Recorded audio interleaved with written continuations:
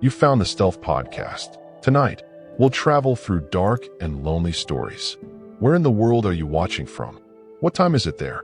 Subscribe and leave your like to support us. Let's begin.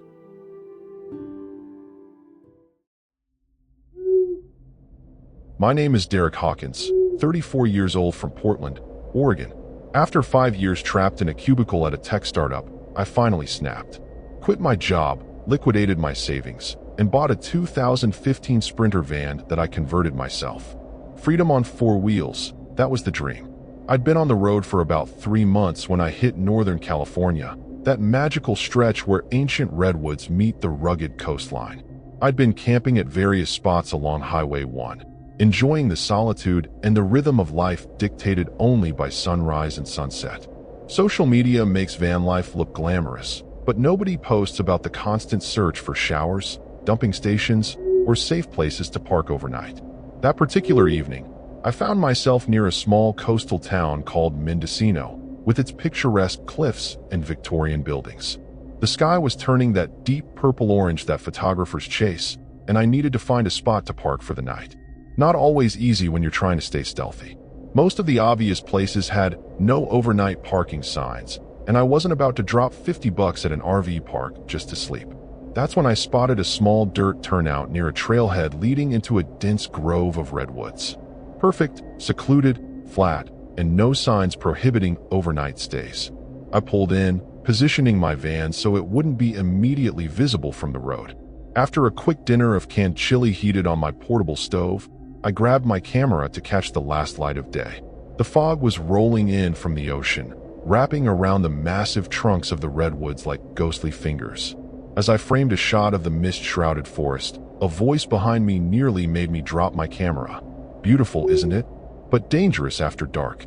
I turned to find an older man standing there, maybe in his 60s, with a weather-beaten face and a salt and pepper beard.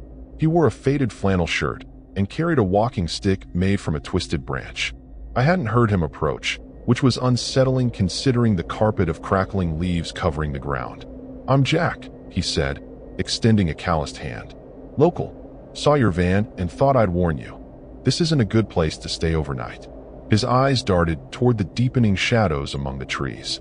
Something about his intensity made the hair on my arms stand up, but I've met plenty of locals who like to spook outsiders with tales of danger. "Thanks, but I'll be fine," I said, trying to sound confident. "I'm self-contained and I don't leave any trace." Jack shook his head slowly, his expression grave. "It's not about rules or rangers. There's something in these woods. Something old. The natives wouldn't camp here. The loggers who ignored the warnings disappeared." He tapped his walking stick against the ground for emphasis. "Those who've seen it say it looks almost human, but moves wrong, like its joints are backward. Some nights you can hear it mimicking voices, calling out to lure people deeper into the trees." He glanced at the darkening forest. "Just trying to help. There's a safe pullout about 5 miles south. No charge." Before I could respond, he turned and walked away, disappearing into the mist far more quickly than seemed possible. I stood there, camera forgotten in my hands, trying to rationalize the encounter. Probably just a local who enjoyed scaring tourists, or maybe the owner of that safe pullout trying to drum up business. Still, as darkness fully descended and the forest came alive with night sounds, I couldn't shake the uneasiness that had settled over me like the damp coastal fog. I tried to laugh off Jack's warning as I settled in for the night. The van's interior was cozy, my little home on wheels with everything within arm's reach. I pulled down the blackout curtains, switched on my solar-powered lamp, and cracked open a beer. The rational part of my brain told me there was nothing to worry about, but I still double-checked that my doors were locked before climbing into my custom-built bed platform. Sleep came fitfully that night. The wind picked up around midnight, causing the branches to scrape against the roof of my van like skeletal fingers. Every creak and groan of the forest had me sitting bolt upright, straining to listen. Was that a voice? Just the wind? A shadow passing by my window? Only the swaying trees. I told myself I was being ridiculous, that Jack's story had gotten under my skin, but I couldn't shake the feeling of being watched.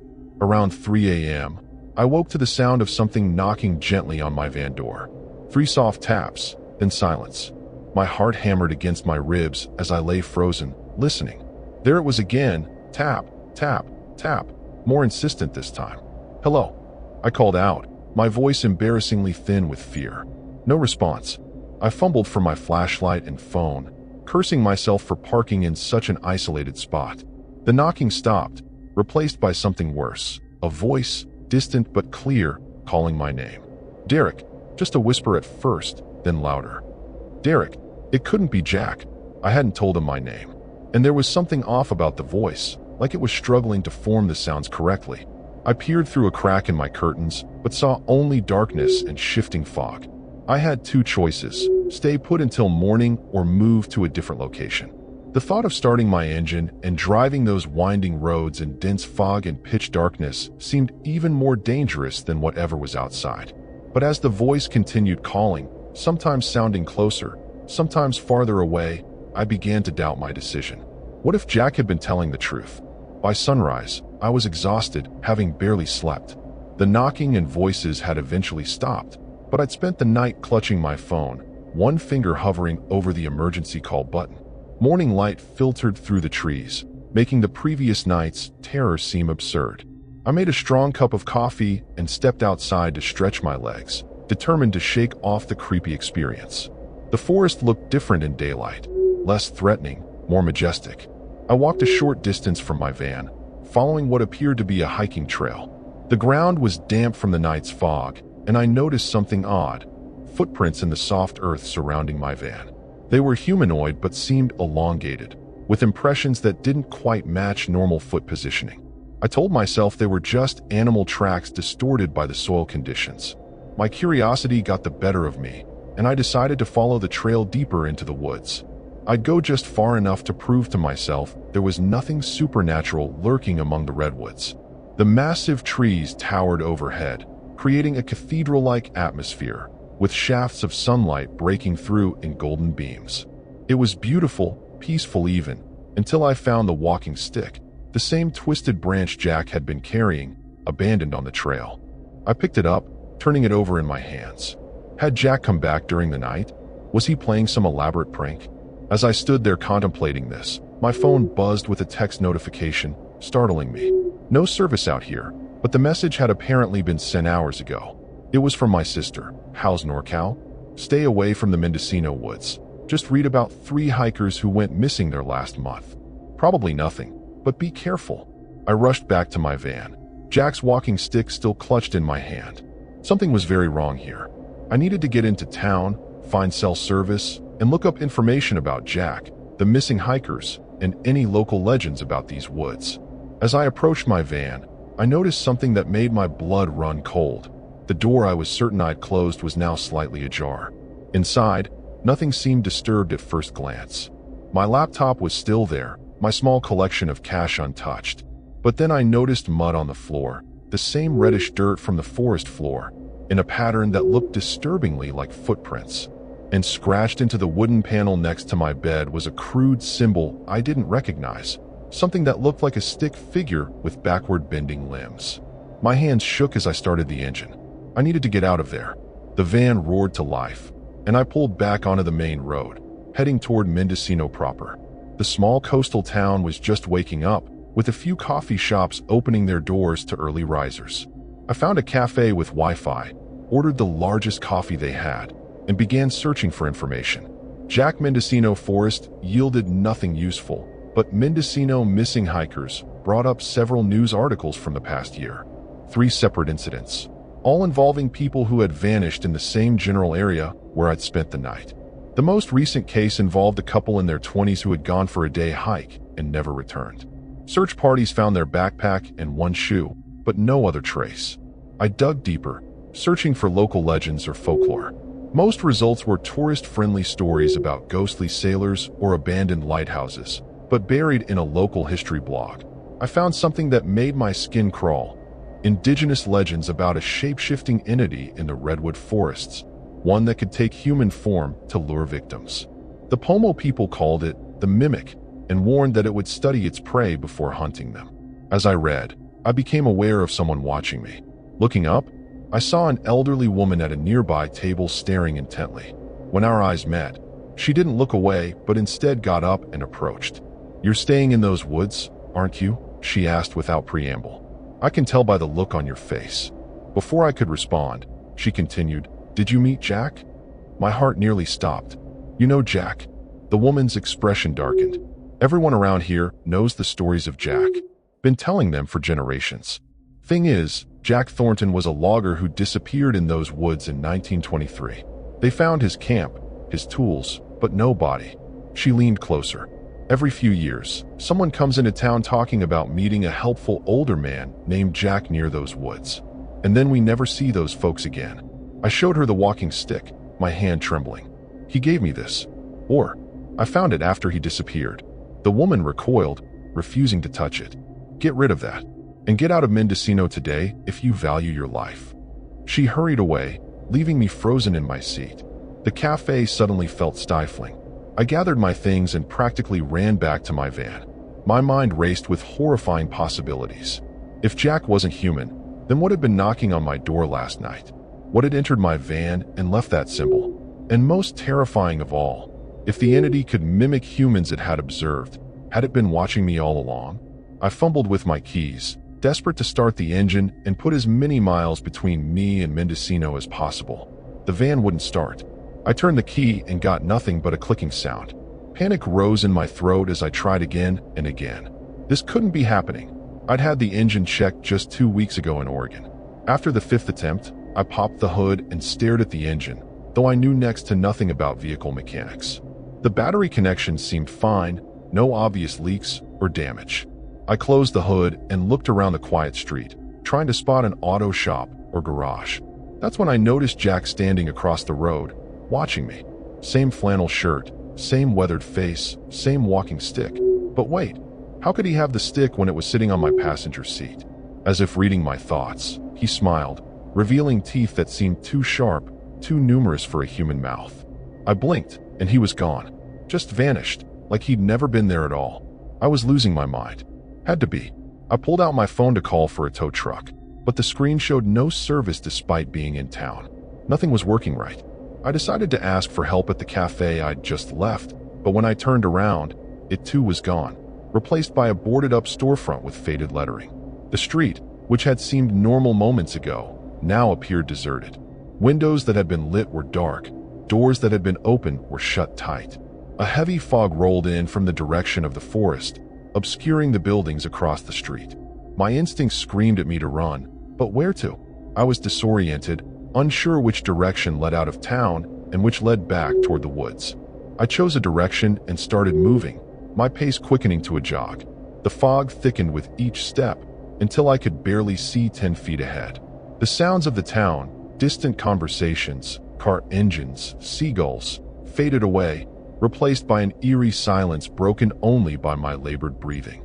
After what felt like an eternity of running, I stopped, gasping for air.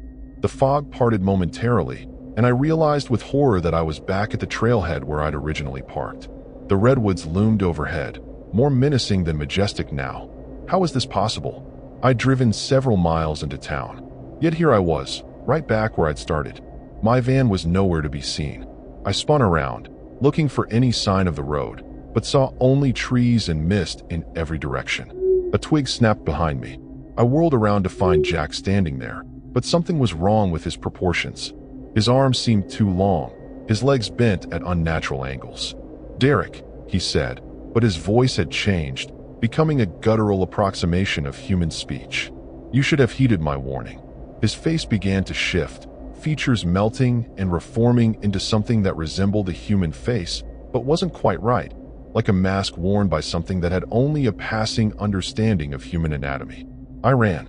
Blind panic propelled me deeper into the forest, away from the thing that had been Jack. Branches whipped at my face as I crashed through underbrush, my lungs burning with exertion. I could hear it moving behind me, not running but making a horrible scuttling sound, like too many limbs moving in unsynchronized motion. It was playing with me, I realized with sickening clarity. It could have caught me at any time. As I ran, I became aware of sounds coming from different directions, my own voice calling for help, my sister's laugh, even the startup chime of my laptop. All perfect reproductions, but slightly off in timing or tone. The mimic was trying to confuse me, to disorient me further. I kept running, ignoring the voices, focusing only on putting distance between myself and whatever was hunting me. I don't know how long I ran. Time seemed to lose all meaning in that fog-shrouded forest.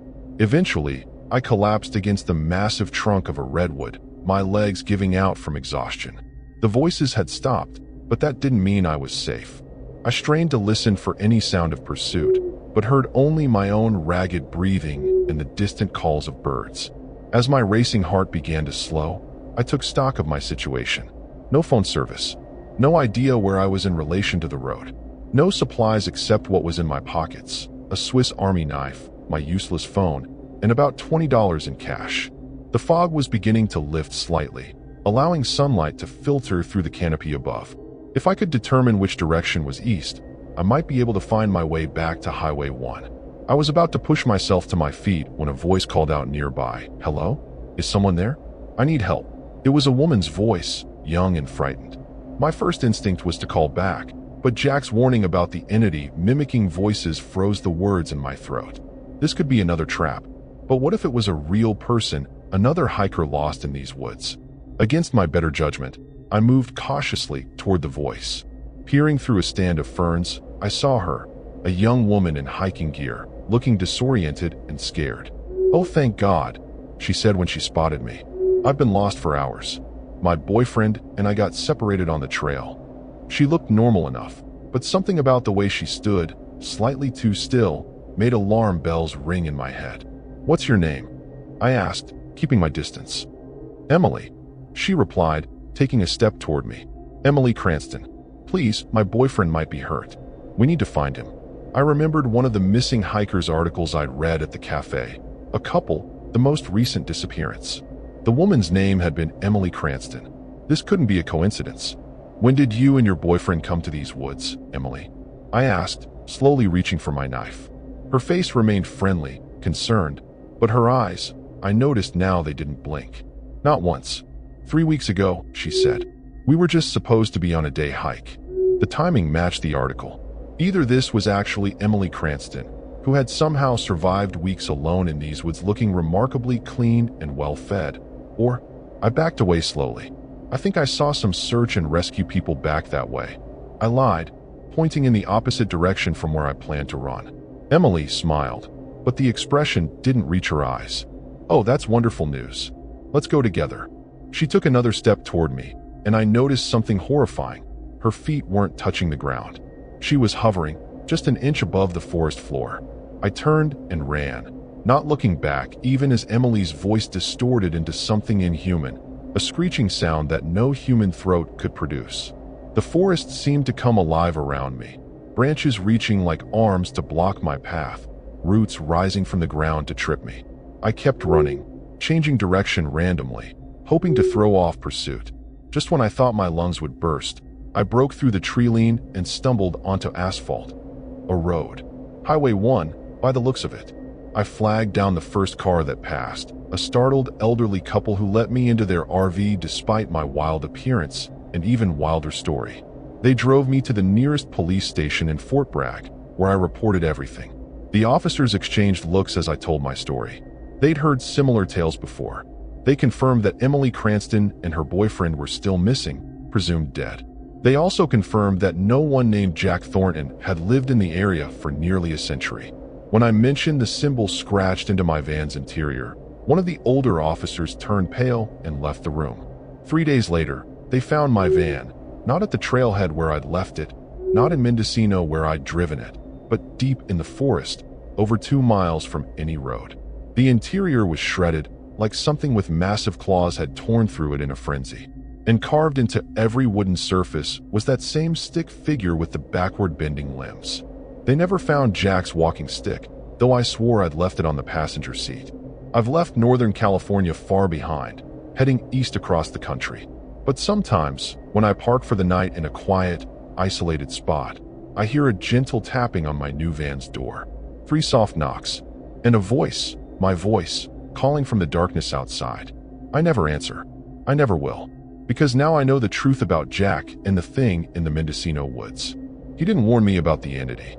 He was the entity, and I fear that somehow, it's still following me, learning from me, waiting for me to let my guard down.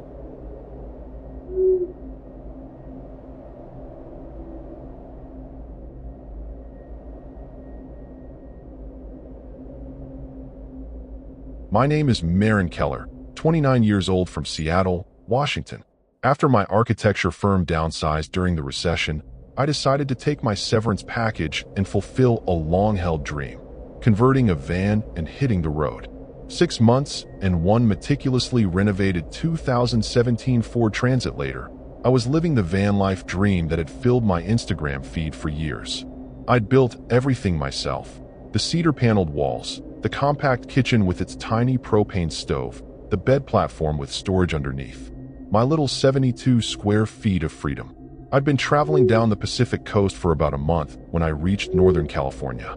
The rugged coastline with its dramatic cliffs and misty beaches called to me like a siren song. After spending a few days in Humboldt County, I decided to check out a spot another vanlifer had recommended, Black Sand Beach near Shelter Cove. It wasn't exactly a secret location, but it was remote enough that I'd have some solitude. The drive there was intense, narrow, winding roads that snaked through mountains before finally descending toward the coast. When I arrived at the parking area above the beach, the sun was already beginning to set, painting the sky in brilliant hues of orange and pink. Only 2 other vehicles were parked there, a beat-up pickup truck and a small sedan. Perfect. I maneuvered my van into a level spot with a view of the ocean and stepped outside to stretch my legs. The beach below was stunning. Dark volcanic sand stretching along the shoreline, massive driftwood scattered like bleached bones, and the relentless Pacific waves crashing against jagged rocks offshore. I grabbed my camera and made my way down the steep trail to the beach, eager to capture the sunset. The black sand felt strange beneath my feet, almost unnaturally warm despite the cool evening air. As I walked along the shoreline, I noticed an older woman collecting something in a small bucket. She looked up as I approached, her weathered face breaking into a smile that didn't quite reach her eyes. "Beautiful evening," she called out, her voice nearly lost in the crash of the waves. "It is," I agreed, moving closer. "I'm Maren, just passing through." The woman nodded, introducing herself as Eleanor, a local who'd lived in Shelter Cove for over 40 years. As we chatted, I noticed she was collecting tiny black pebbles that seemed to shimmer with an iridescent quality. When I asked about them, her expression changed subtly. "Just pretty rocks for my garden," she said dismissively. Then, with a glance at the darkening sky, she added, "You planning to stay overnight up there in your van?" When I confirmed that I was, Eleanor's demeanor shifted. She looked concerned, glancing toward the far end of the beach where a collection of sea caves carved into the cliff face were becoming shadowy in the fading light. "Listen, dear," she said, lowering her voice though there was no one else around to hear. "If you hear anything strange tonight, voices, crying, singing, ignore it. And whatever you do, don't go down to the beach after dark. The tide comes in higher than you'd expect." Before I could ask what she meant, Eleanor said a hurried goodbye and climbed the trail to the parking area, moving with surprising agility for her age. I watched her drive away in the sedan, puzzled by her warning. It seemed excessive for mere tide concerns. Still, the sunset was spectacular, and I spent another hour photographing the coastline before the light faded completely. As darkness fell, I made my way back up to my van, noticing that the pickup truck remained in the parking area. Its windows were tinted, making it impossible to see if anyone was inside.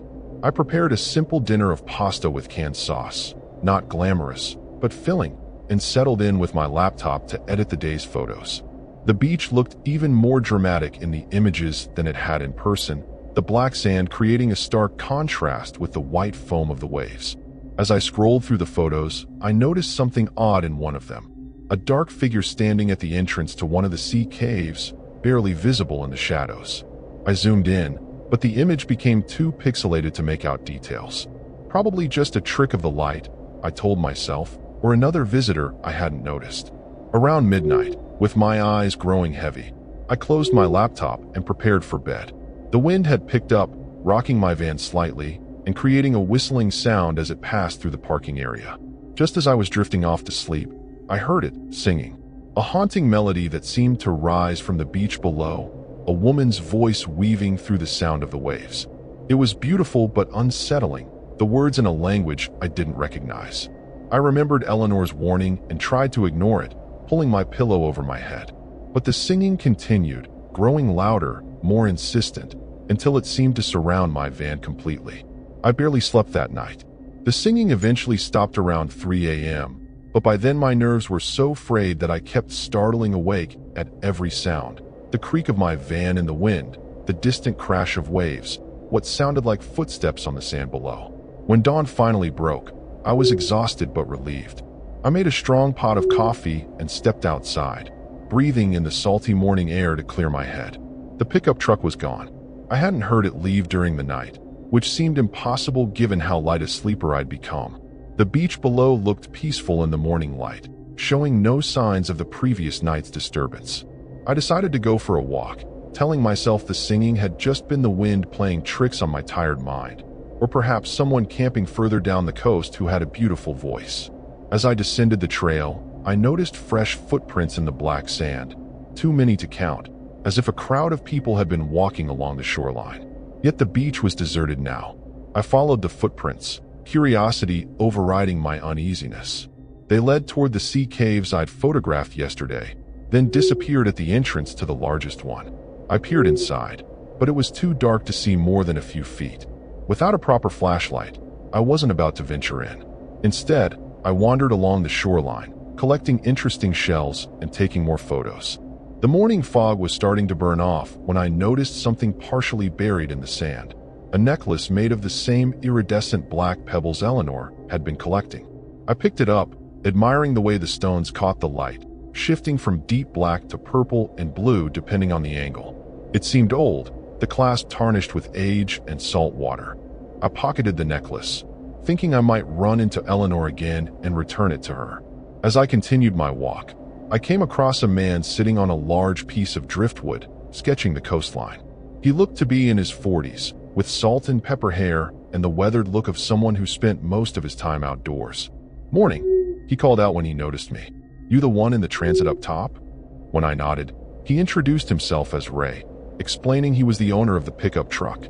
"Didn't mean to creep you out by parking overnight. I come here to sketch sometimes. The light at dusk and dawn is perfect." We chatted for a while about the area, and I found myself asking if he'd heard the singing last night. Ray's pencil paused mid-stroke, and he looked at me sharply. "You heard it too?" He seemed relieved when I nodded. "Most people don't, or they think it's just the wind." He glanced toward the sea caves, lowering his voice. "Local legend says this beach is haunted by the spirits of a ship that wrecked here in the 1800s. A passenger vessel carrying immigrant workers for the logging camps up north. The ship hit the rocks in a storm, and almost everyone drowned." Ray went on to explain that according to the stories, on certain nights, the spirits of those who drowned would rise from the water, walking the beach and singing songs from their homeland. "They're looking for the ones who made it to shore," he said. "The few survivors who tried to climb the cliffs to safety." His eyes drifted to the steep path leading up from the beach. "They say some of them almost made it, too. But the locals at the time weren't welcoming to foreigners, especially not ones who might compete for jobs." A chill ran down my spine that had nothing to do with the morning breeze. "What happened to the survivors?" I asked, though part of me didn't want to know. Ray's expression darkened. "The official record says they all drowned.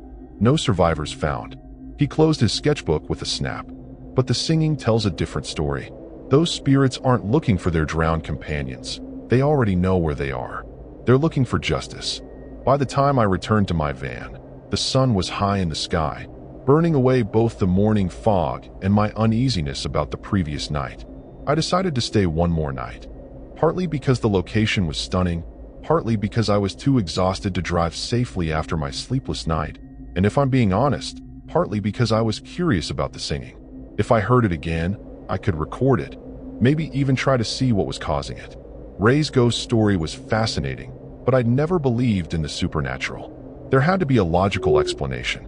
As evening approached, I walked into the small town of Shelter Cove to grab dinner at the local pub.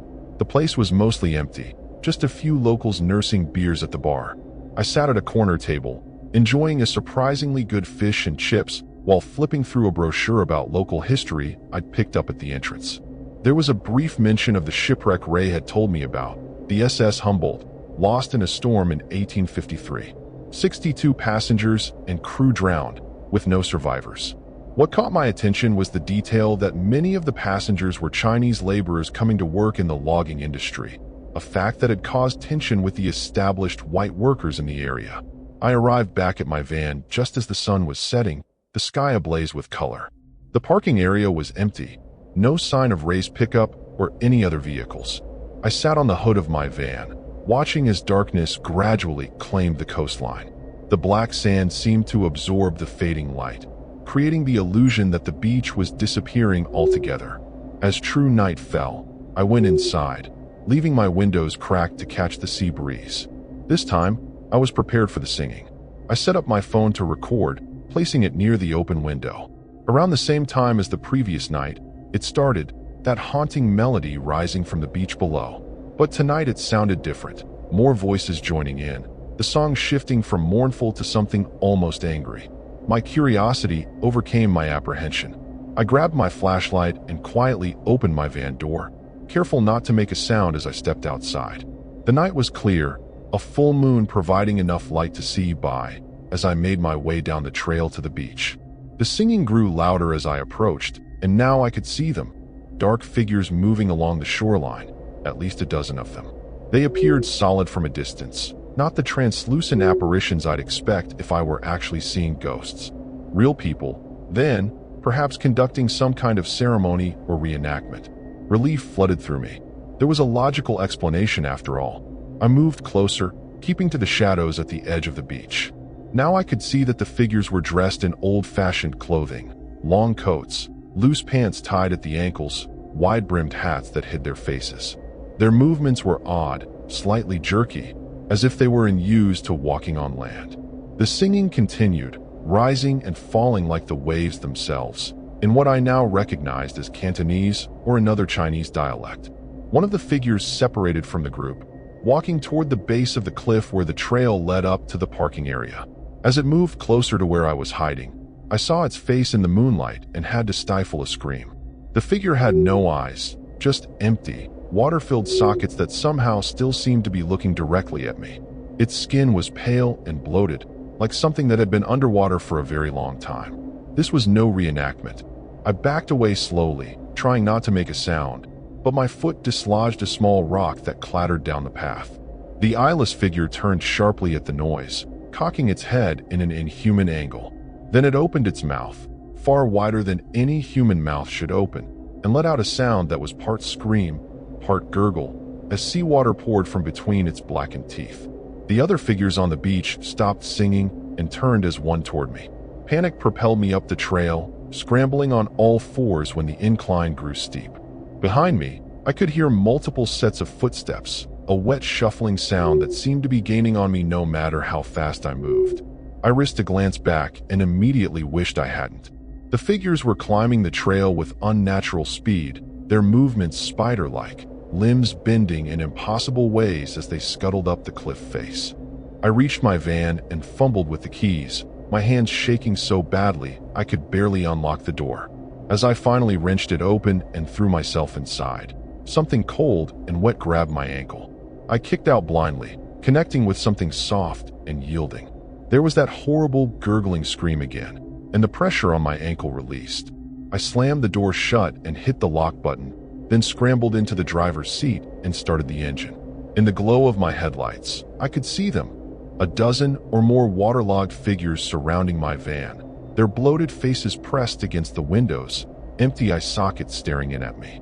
Their mouths moved in unison, still singing that haunting melody even as they began to pound on the metal sides of my vehicle. I threw the van into reverse, then drive, maneuvering wildly to avoid hitting them even as I tried to escape. But they clung to the hood, the roof, the doors, their waterlogged hands somehow strong enough to hold on as I accelerated. I drove blindly, speeding along the winding coastal road with the creatures still clinging to my van.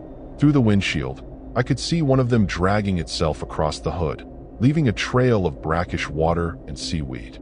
Its mouth was still moving, but I couldn't hear the song over the roar of my engine and my own panicked breathing. I swerved sharply, hoping to dislodge it, and felt a momentary surge of relief when it slid off. only to hear a heavy thump on the roof immediately after. The road ahead curved dangerously close to the cliff edge, but I couldn't slow down. Something was moving in the passenger seat beside me, a small pile of those iridescent black pebbles that hadn't been there before. As I watched in horror, they began to shift and move on their own, rolling against the natural motion of the van, gathering together to form a shape that looked disturbingly like a small hand. I swatted at them, sending the pebbles scattering across the floor mats, but they immediately began to gather again. I needed help. I needed to get to somewhere populated, with lights and people and normalcy. According to the signs, Shelter Cove was still several miles ahead, too far. But I remembered passing a small gas station and convenience store about a mile back. I made a sharp U-turn, tires screeching in protest, and headed back the way I'd come. Through my rearview mirror, I saw dark shapes tumbling from my van, hitting the asphalt with wet thuds before beginning to crawl back toward the beach. The gas station appeared ahead, its fluorescent lights a beacon of hope. I screeched into the parking lot and ran inside, probably looking like a lunatic, wide-eyed, out of breath, babbling about figures on the beach. The clerk, a teenager who had clearly been dozing before I burst in, regarded me with alarm. "Whoa, lady, slow down. What's going on?" I tried to compose myself, to explain what I'd seen in a way that wouldn't sound completely insane. I settled for a partial truth, that I'd been parked at Black Sand Beach and had seen some people performing a weird ritual, and they'd tried to break into my van. The clerk's bored expression shifted to one of genuine concern. "You stayed overnight at Black Sand?" "No one stays there overnight. Not locals, anyway." He reached for the phone. "I'm calling Sheriff Davis. You should wait here until he arrives." While we waited, the clerk, whose name was Josh, told me that Black Sand Beach had a reputation. People who camped there reported strange experiences, voices, missing items, unexplained wet footprints inside sealed tents. Most dismissed the stories as local legend designed to scare tourists, but Josh seemed to believe them. Sheriff Davis arrived about 20 minutes later, a tall man with a weathered face and the tired eyes of someone who'd seen too much. He listened to my story without interruption, his expression giving nothing away. When I finished, he asked to see my van. The exterior was streaked with seaweed and sand, and a briny smell emanated from it, like something long dead washed up on shore.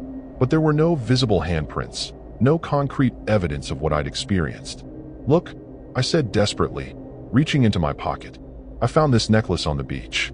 It's made from those black stones." My pocket was empty. The necklace was gone. Sheriff Davis regarded me with what seemed like pity. "Ms. Keller, we get a lot of tourists through here who aren't prepared for the isolation of this coastline. The wind, the darkness, the sounds of the ocean, they can play tricks on your mind." He suggested I was suffering from exhaustion and possibly mild hallucinations from sleep deprivation. Part of me wanted to believe him, to accept the rational explanation he was offering, but I knew what I had seen. The sheriff recommended I stay at the local motel rather than returning to my van for the night.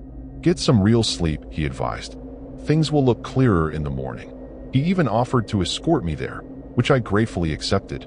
The motel was basic but clean, and the owner, a kind older woman who clucked sympathetically at my disheveled state, gave me a discount on a room.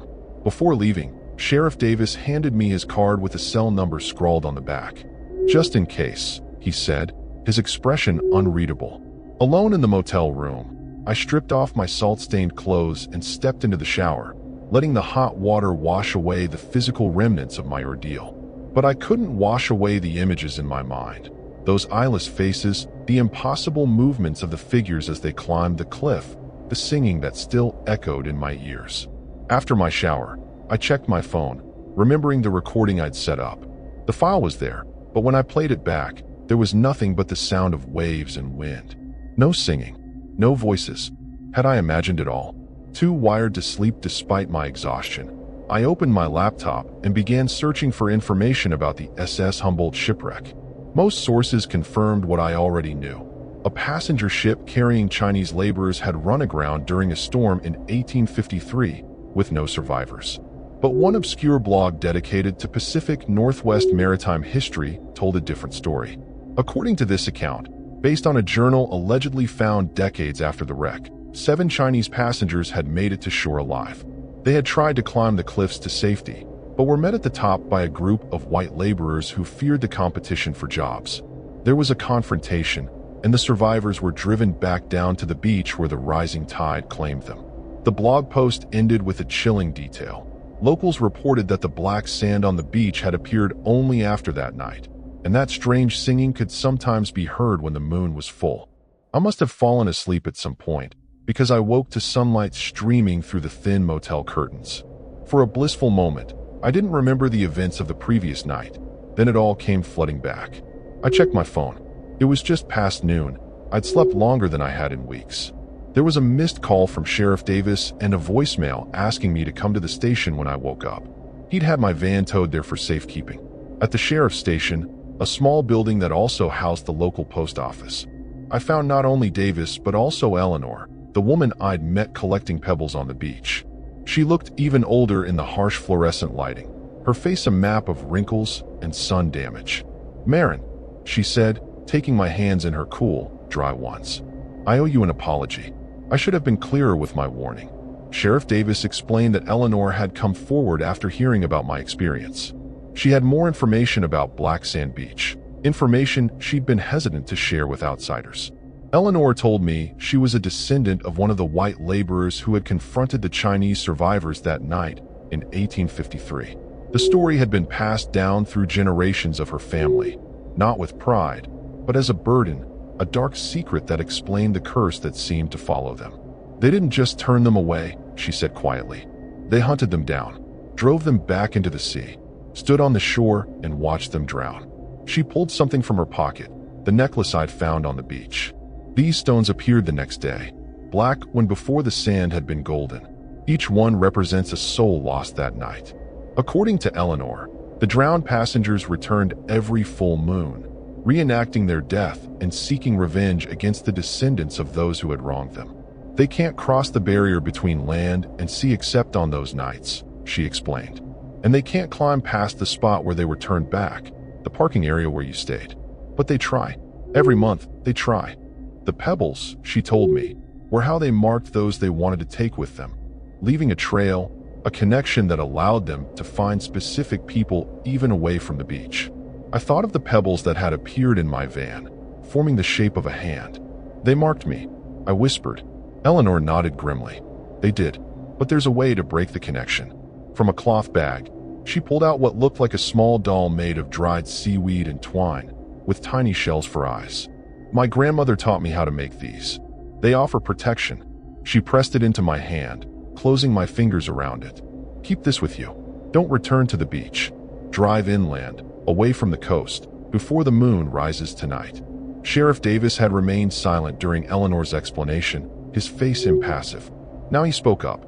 "I can't officially endorse any of this," he said carefully, "but I've lived here all my life. Seen things I can't explain." He slid my van keys across the desk. "Your vehicle's been cleaned up. Tanks full. I'd suggest taking Highway 101 inland. Don't stop until you hit Garberville, at least." He held my gaze for a moment longer than necessary. "And Miss Keller?" "I'd avoid full moons on the coast for a while." "Any coast." I left Shelter Cove within the hour, the seaweed doll tucked securely in my glove compartment. As I drove through the mountains, heading inland as advised, I couldn't shake the feeling of being watched, followed. Every curve in the road revealed shadows that seemed to move independently of the trees casting them. Twice I pulled over to check if someone was hiding in my van, but found nothing. Still, there was that lingering smell of brine, stronger when I turned on the air conditioning. By sunset, I had reached Garberville, a small town nestled among redwoods far from the coast.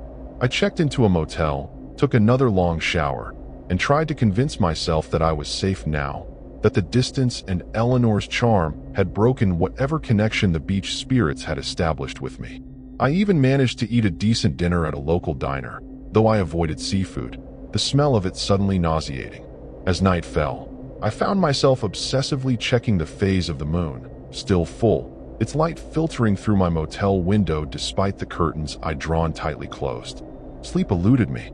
Every sound, the ice machine down the hall, a car passing on the highway, the hum of the heating unit, had me sitting bolt upright, heart racing. Around midnight, I gave up and turned on the TV for distraction, flipping through channels until I found an old sitcom with a laugh track that felt comforting in its artificiality.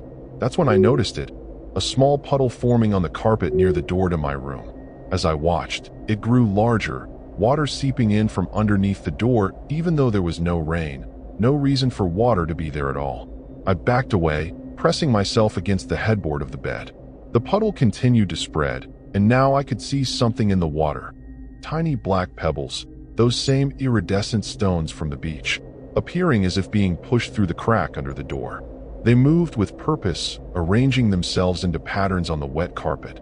First a circle, then what looked like Chinese characters I couldn't read. The TV flickered, the laugh track distorting into something that sounded more like wailing. And then I heard it. That same haunting melody, coming not from outside the room but from the puddle itself, as if the water were singing. With shaking hands, I reached for my phone to call Sheriff Davis, but the screen was blank, dead, though I'd charged it fully earlier. The puddle was still growing, the singing getting louder, and now the black pebbles were forming a new shape, what looked like a human figure with outstretched arms. I scrambled off the bed and grabbed Eleanor's seaweed doll from my bag, clutching it like a shield. The singing faltered for a moment, the water seeming to recede slightly. Emboldened, I moved toward the door, holding the doll out in front of me.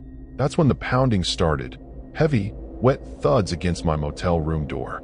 The wood began to warp and darken as water seeped through it, not just under it now. I could see handprints appearing, small, delicate handprints that left dark stains on the white-painted surface. The doorknob began to turn, slowly at first, then rattling violently. The singing had changed again, from mournful to angry, multiple voices chanting what sounded like the same phrase over and over. I clutched the seaweed doll tighter, backing toward the bathroom, the only other exit from the room. The door burst open with a spray of brackish water and seaweed. They stood in the doorway, three of the figures from the beach, their waterlogged bodies dripping onto the carpet, empty eye sockets fixed on me. One of them held out a hand, palm up, revealing a collection of the black pebbles. It spoke, its voice like water rushing over stones, in what I recognized as heavily accented English. You took what was ours. Now you belong to the sea. I realized with horror that they were talking about the necklace. By taking it from the beach, I had unknowingly marked myself as theirs. I threw the seaweed doll at them in desperation. It hit the lead figure's chest and burst into flames, a chemical green fire that spread rapidly to the other two. Their screams were like nothing I'd ever heard, part human, part something ancient and inhuman. They writhed in the doorway, their waterlogged bodies somehow burning, black smoke pouring from their empty eye sockets. The sprinklers in the ceiling activated, dousing the hallway and my room in water that seemed to revive them rather than hindering the strange fire. Taking advantage of their momentary distraction, I lunged past them, singeing my arm on one of their burning forms, and ran down the hallway toward the emergency exit. Behind me, the burning figures had recovered and were giving chase, leaving scorched wet footprints on the motel carpet. Other doors were opening, startled guests peering out to see what the commotion was about. "Get back inside," I screamed at them. "Lock your doors." I hit the emergency exit at full speed, bursting into the motel parking lot with the three burning figures close behind. The full moon overhead cast an eerie light over the scene, making the green flames surrounding my pursuers even more otherworldly. I ran for my van, fumbling with the keys as I heard the wet slap of their footsteps getting closer. As I finally wrenched the door open and threw myself inside, I caught a glimpse of something that made my blood run cold. Dozens more figures emerging from the drainage ditch at the edge of the parking lot, all with the same eyeless faces, all moving with that same unnatural gait. They had followed me inland, somehow using the water systems, the sewers, to track me far from their beach. This time I didn't hesitate or look back. I started the engine and peeled out of the parking lot, heading east, away from the coast, away from any body of water. I drove through the night, crossing into Nevada by dawn, the desert landscape a welcome sight after hours of paranoid glances at rivers and streams we passed. I've been moving ever since, staying away from coasts, lakes, even swimming pools. I threw away everything I had with me that night: clothes, shoes, my camera with its photos of the beach. Everything except my van, which I've had exorcised by 3 different spiritual practitioners, just to be safe. Sometimes, on nights when the moon is full, I still hear singing, distant but clear, rising and falling like waves. And no matter where I am, I find them, tiny black pebbles appearing in unexpected places. On my pillow, in my shoes, between the pages of books I'm reading. Always with that iridescent sheen that shifts from black to blue to purple in the light. Always a reminder that the dead have long memories, and the sea is patient. They're still calling me back to Black Sand Beach. One day, I fear, I'll have no choice but to answer.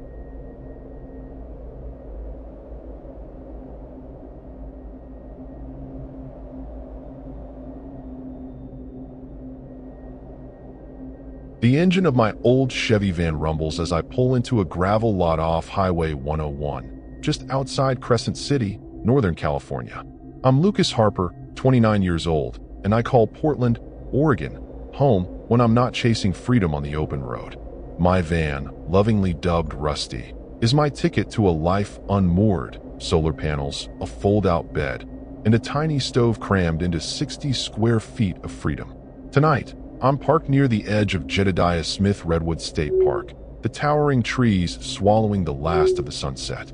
I've been vanlifing for 2 years, hopping from national parks to coastal pullouts, living for the thrill of waking up somewhere new. Crescent City seemed like a quiet spot, a place to breathe among the redwoods. I crack a beer, lean back in my camp chair, and let the forest stillness wash over me. It's just me, Rusty, and the stars tonight, or so I think. I scroll through my phone, checking the Vanlife forums for tips on nearby spots. A post catches my eye. Careful in Del Norte County. Locals talk about weird stuff in the woods. I chuckle. Every town has its ghost stories. Growing up in Portland, I heard plenty about haunted lighthouses and cursed forests, but I've never seen anything scarier than a raccoon raiding my cooler. Still, the post sticks with me as I crawl into bed, the van's walls creaking in the wind. I lock the doors, a habit from city parking, and drift off to the distant hoot of an owl.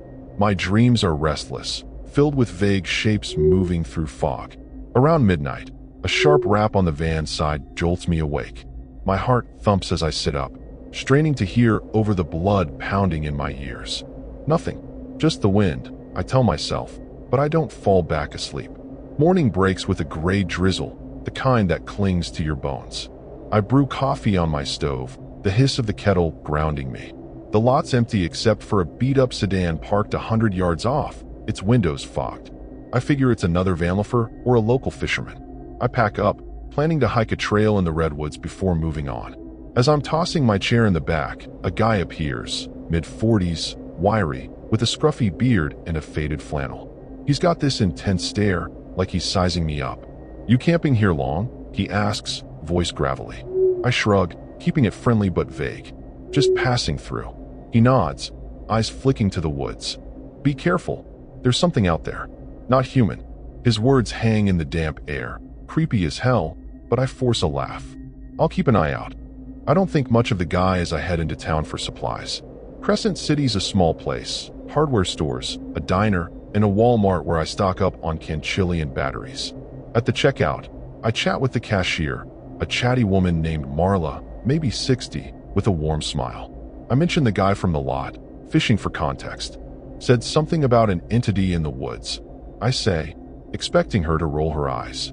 Instead, her face tightens. "Nobody like that lives around here," she says, scanning my items too fast. "You sure he was real?" Her question throws me.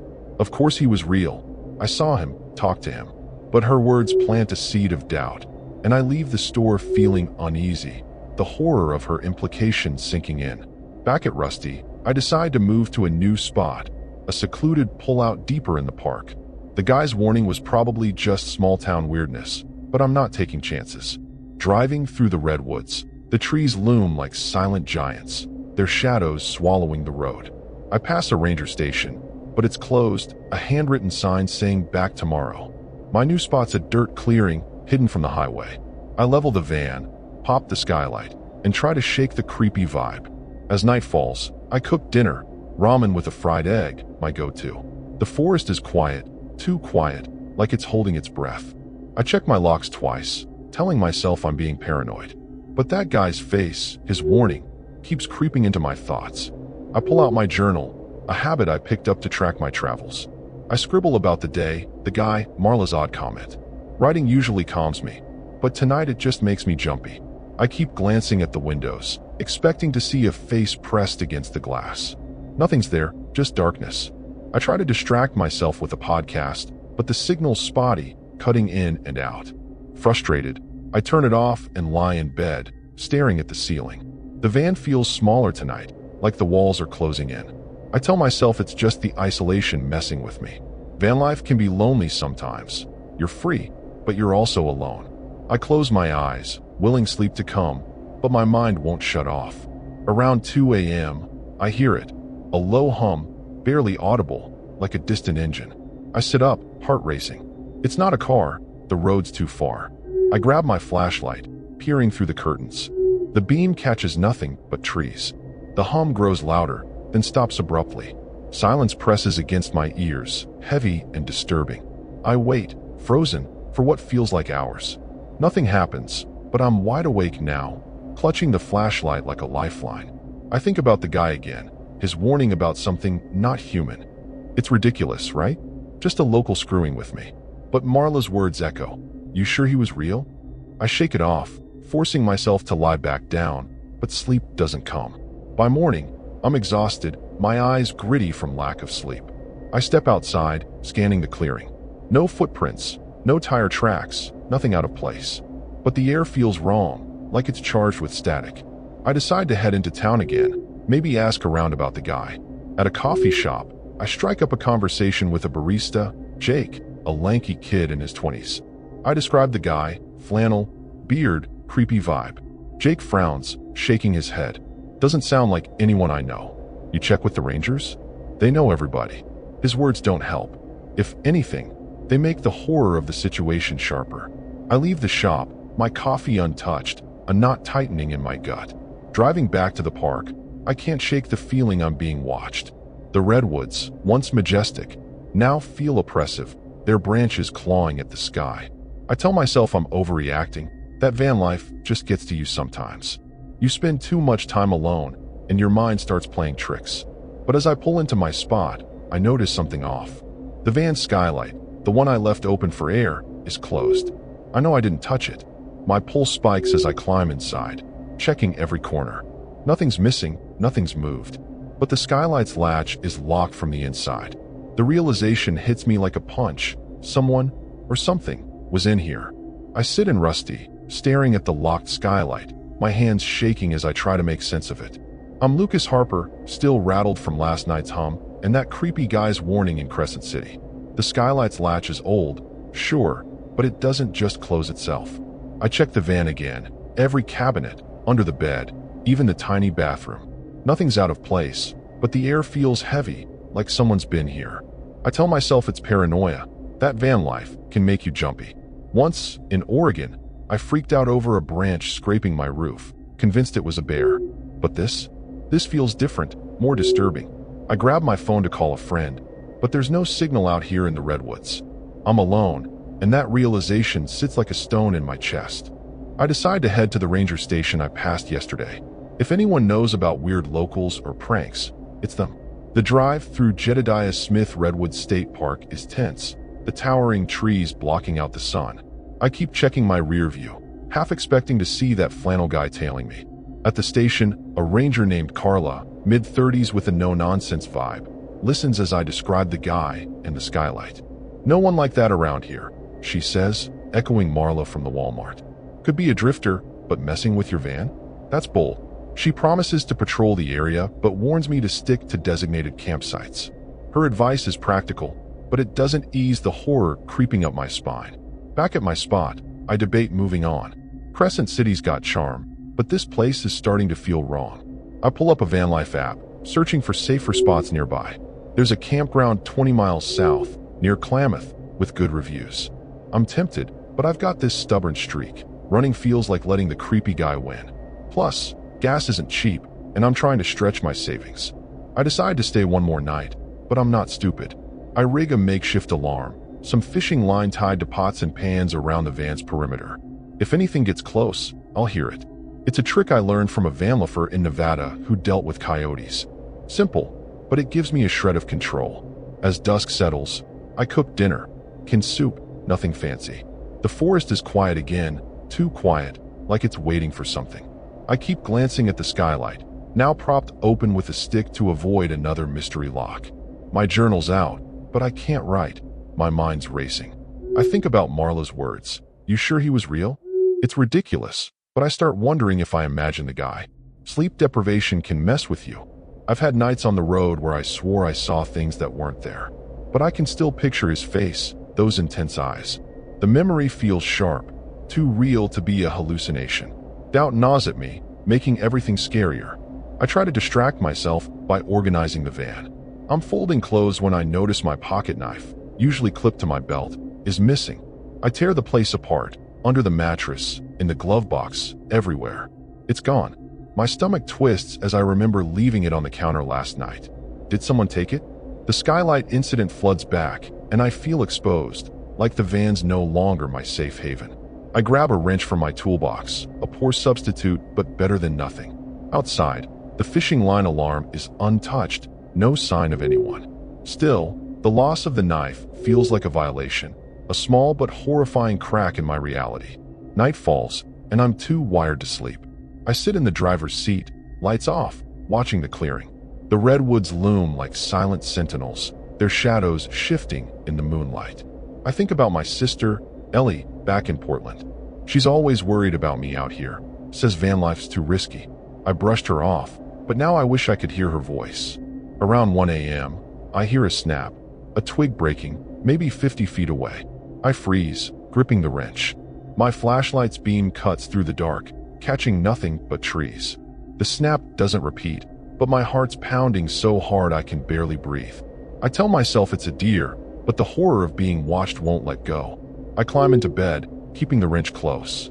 The van feels like a tin can, flimsy against whatever's out there. I try to rationalize. Maybe the knife fell out of the van. Maybe the skylight was a fluke. But deep down, I know something's off. I think about the guy again, his warning about an entity. It's absurd, but what if he wasn't just some weirdo? What if Marla and Jake couldn't place him because he's not normal? I shake my head, laughing at myself. I'm losing it, letting small-town gossip mess with my head. But as I close my eyes, I hear it again, that low hum from last night. Faint but unmistakable. It's closer now, vibrating through the van's walls. The hum stops, replaced by silence so thick it's suffocating. I sit up, every nerve on edge. I check the windows, the doors, the skylight. Everything's secure. But the feeling of being watched is overwhelming, like eyes boring into me from the dark. I consider driving away right now, but the idea of navigating these winding roads at night feels scarier than staying put. I'm stuck, caught between fear and logic. I tell myself I'll leave at first light, head to that campground in Klamath. For now, I just need to make it through the night. I lie back, clutching the wrench, and try to stay calm. But the forest feels alive, and not in a good way. As I lie there, a new sound cuts through the silence, a faint scratch, like nails on metal, coming from the van's roof. My blood runs cold. It's slow, deliberate, moving from the back to the front. I hold my breath, praying it's an animal. But animals don't move like that, with such purpose. The scratching stops right above my head, and I swear I hear a whisper, low, garbled, not quite human. My mind screams to do something, but I'm paralyzed, the horror of it pinning me to the bed. The whisper fades, but the weight of its presence lingers, promising something worse to come. I'm frozen in bed, the wrench slick in my sweaty grip, as the silence after that whisper presses down like a physical weight. I'm Lucas Harper, 29, parked in a creepy clearing in Jedediah Smith Redwood State Park, Northern California, and whatever scratched my van's roof is still out there. My heart's hammering so loud I'm sure it can hear me. I strain to listen, expecting another scratch or that disturbing hum, but there's nothing, just the oppressive quiet of the redwoods. I want to check the roof, but the idea of opening the door feels like suicide. I think of horror movies, like that scene in The Thing where the guy opens the door and regrets it instantly. I'm not that dumb, but staying put doesn't feel much safer. I force myself to move, crawling to the front of the van to peek through the windshield. The moonlight barely cuts through the trees, casting jagged shadows that twist like they're alive. I flick on the interior light for a second, just to feel less alone, but it makes me feel exposed, like I'm in a fishbowl. I switch it off, my eyes adjusting to the dark. That's when I see it, a shape, maybe 30 feet away, standing at the edge of the clearing. It's tall, too tall, and it doesn't move like a person. My stomach lurches, the horror of it sinking in. I blink, and it's gone. I tell myself it was a tree, a trick of the light, but my gut knows better. Something's out there, and it's not human. I grab my phone, desperate for a signal, but it's still dead. No calling for help. No texting Ellie to say I'm freaking out. I think about the ranger, Carla, and her advice to stick to campgrounds. Why didn't I listen? My stubbornness feels like a fatal mistake now. I check the fishing line alarm outside, still intact, no pots clanging. Whatever's out there didn't trip it, which makes it scarier. It's like it knows how to avoid my pathetic defenses. I clutch the wrench tighter, wishing I had my knife. The memory of its absence stings, another piece of this disturbing puzzle. I'm starting to think the guy in the flannel wasn't just some local. He's tied to this, somehow. I huddle in the driver's seat, eyes locked on the clearing. Minutes crawl by, each one stretching the tension in my chest. Then I hear it, a low chuckle, guttural and wrong, coming from the passenger side. My blood freezes. I whip around, expecting to see a face at the window, but there's nothing. The chuckle stops, but my mind replays it, each note dripping with menace. It sounded close, too close, like it was right outside the van. I think of Marla's words again. You sure he was real? The horror of it hits me. What if that guy wasn't a guy at all? What if he was whatever's out there now? My brain scrambles for logic, but fear's winning, clawing at my sanity. I decide to start the van, just to be ready to bolt. The key's in my hand, but my fingers are shaking so bad I drop it. It clatters under the seat, and I curse, diving to grab it. As I fumble, something slams against the passenger door, hard, like a body hitting it. The van rocks, and I yelp, scrambling back. I shine my flashlight out the window, but the beam catches only trees. No footprints, no figure, just the eerie stillness of the forest. My breath's coming in gasps now, the terror so thick I can barely think. I find the key, jam it in the ignition, but I don't turn it. If I drive now, will I crash in the dark? Or is staying here the real mistake? I sit there, key in hand, paralyzed by indecision. The van feels like a trap, its thin walls no match for whatever's stalking me. I think about my life back in Portland, how I told Ellie I'd be fine out here. I was so cocky, chasing this van life dream, thinking I could handle anything. Now I'm staring down something I can't even name. Another sound, a slow drag, like something heavy being pulled across the dirt, circling the van. My flashlight's beam shakes as I try to track it, but it's always just out of sight. The dragging stops, and I hear that whisper again, clearer now, saying my name. Lucas. My skin crawls. How does it know my name? I'm hyperventilating, trying to stay quiet, but every creak of the van feels like a death knell. I think about the guy in the flannel, his intense eyes, his warning about an entity. Was he trying to scare me, or warn me? Or was he the thing all along, luring me into this nightmare? I picture his face, and it shifts in my mind, his features blurring into something inhuman. The horror of that thought is suffocating. I check the locks again, my hands clumsy with fear. The van's my only shelter, but it's starting to feel like a coffin. Outside, the air seems to pulse, like the forest itself is alive and watching. I force myself to breathe, to think. Maybe it's a prank, some local kids messing with me. But deep down, I know that's a lie. The chuckle, the whisper, the shape in the clearing, it's all too real, too wrong. I remember a story my dad told me about a hiker in Oregon who vanished, his tent found shredded like something clawed through it. I laughed it off then, but now it feels like a warning. I glance at the skylight, still propped open. Should I close it? The thought of reaching up, exposing myself, makes my stomach churn.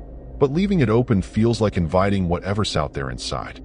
I'm trapped in my own head, every choice laced with terror.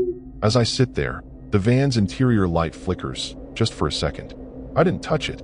My heart stops as I stare at the bulb, willing it to stay on. It flickers again, longer this time, plunging me into darkness before snapping back. I hear that chuckle again, closer now, like it's inside the van. My flashlight's beam swings wildly, catching the corners of my tiny home. Empty, but the air feels thick, like something standing right behind me. I whip around, wrench raised, but there's nothing. The terror's peaking, my mind screaming that I'm not alone. The whisper comes again, soft and mocking. Lucas, you can't hide. I'm out of time, and whatever's out there is done playing games. The whisper, Lucas, you can't hide, echoes in my skull as I grip the key in Rusty's ignition. I'm Lucas Harper, 29, trapped in my van in Jedediah Smith Redwood State Park, Northern California, with something unnatural circling me. The flickering light, that mocking chuckle, the shape in the dark, it's all too much. I turn the key, and the engine roars to life, shattering the forest's eerie silence. My hands shake as I slam the van into gear, tires spitting gravel as I peel out of the clearing. I don't care about the winding roads or the pitch-black night. I just need to get away. The horror of staying put outweighs everything. I glance in the rear view, half expecting to see those two tall legs chasing me, but it's just darkness swallowing the road behind. The narrow park road twists through the redwoods, branches scraping Rusty's sides like claws. My high beams barely cut through the fog, and every curve feels like a gamble. I'm driving too fast, but slowing down isn't an option. My mind replays that whisper, my name in that guttural voice, and it's like a knife in my gut. I think of horror stories, people who ran but didn't make it, like that couple in Blair Witch who kept circling back to their doom. I shake it off, focusing on the road. My phone's still dead, no GPS, so I'm aiming for Highway 101, praying it leads to Crescent City in safety. If I can just reach town, I'll be okay, right? A mile down, something darts across the road. A blur, tall and wrong, gone before I can process it. I slam the brakes, the van fishtailing. My heart's in my throat as I scan the trees, but nothing's there. Was it the entity? My imagination? The terror's messing with me, blurring what's real. I ease off the brake, creeping forward, when the van lurches, like something heavy landed on the roof. A deafening thud shakes the frame, and I scream, swerving. The wrench slides off the seat, clattering out of reach. I floor it, the van groaning as I push it past its limits. Whatever's up there, it's not falling off, and the weight shifts, like it's moving toward the skylight. I remember the skylight, still propped open with that damn stick. Why didn't I close it? Stupid mistake. I glance up, expecting to see a face, but it's just the dark square of the open hatch. The van hits a bump, and I hear a scrape, metal bending. My stomach drops as I realize it's trying to get in. I weave the van side to side, hoping to shake it off, like I saw a guy do with a bear on his truck in a YouTube video. It doesn't work. The scraping stops, but now there's a low hum, that same disturbing sound from before, vibrating through the van's walls. It's inside my head, making it hard to think, to drive. I spot a sign for Highway 101, a glimmer of hope. I'm close, maybe 5 miles from Crescent City. If I can make it to a gas station, a diner, anywhere with people, I'll be safe. But the hum grows louder, and the van's lights flicker, the dashboard dimming. My pulse spikes, this thing screwing with the electronics. I think of Carla, the ranger, and her calm advice. Should have listened, should have left yesterday. The road straightens, and I push Rusty to 60, the engine screaming. For a moment, it's just me and the highway, the redwoods fading behind. Then I hear it, a slow, deliberate tap on the passenger window, like knuckles rapping. I don't look. I can't. If I see it, I'll lose it. The tapping continues, rhythmic, taunting. My hands grip the wheel so tight my knuckles ache. I'm crying now, snot and tears mixing, but I don't care. I just need to keep driving. The tapping stops, and I risk a glance at the window. Nothing but my own terrified reflection. Relief floods me, but it's short-lived. The hum spikes, a piercing wail, and the van's engine sputters. I pump the gas, but it's dying, the speedometer dropping. No, no, no. I yell, banging the dash. The van coasts to a stop, dead in the middle of the road, miles from anywhere. The silence is worse than the noise. I grab the flashlight, my only weapon now, and shine it outside. The beam catches nothing but asphalt and trees. The hum's gone, but the air feels thick, like it's pressing against the van. I try the ignition, nothing, not even a click. My mind races. Do I stay here, locked in, and wait for morning? Or do I run? Staying feels like waiting to die, but the forest is its territory. I think of Ellie, how she'd tell me to fight, to move. I grab my jacket, stuff my wallet in my pocket, and take a deep breath. I'm not dying in this van. I unlock the door, my hand trembling, and step out into the cold night, flashlight shaking in my grip. The forest is deathly still, the redwoods towering like judges. I start walking, fast, sticking to the road. Every snap of a twig, every rustle, makes me jump. I'm exposed, a sitting duck, but I keep moving, the flashlight's beam my only anchor. I hear that chuckle again, faint, somewhere behind me. My legs burn, but I break into a run, the horror of being hunted pushing me forward. The road curves, and I see lights in the distance, maybe a car, maybe town.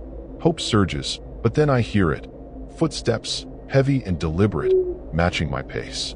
They're close, too close. I don't look back. I can't. I just run, praying I'm faster than whatever's chasing me. I'm gasping, my lungs on fire, when I trip on a root, sprawling onto the asphalt. The flashlight skids away, its beams spinning wildly. I scramble to my knees, pain shooting through my hands, and grab it.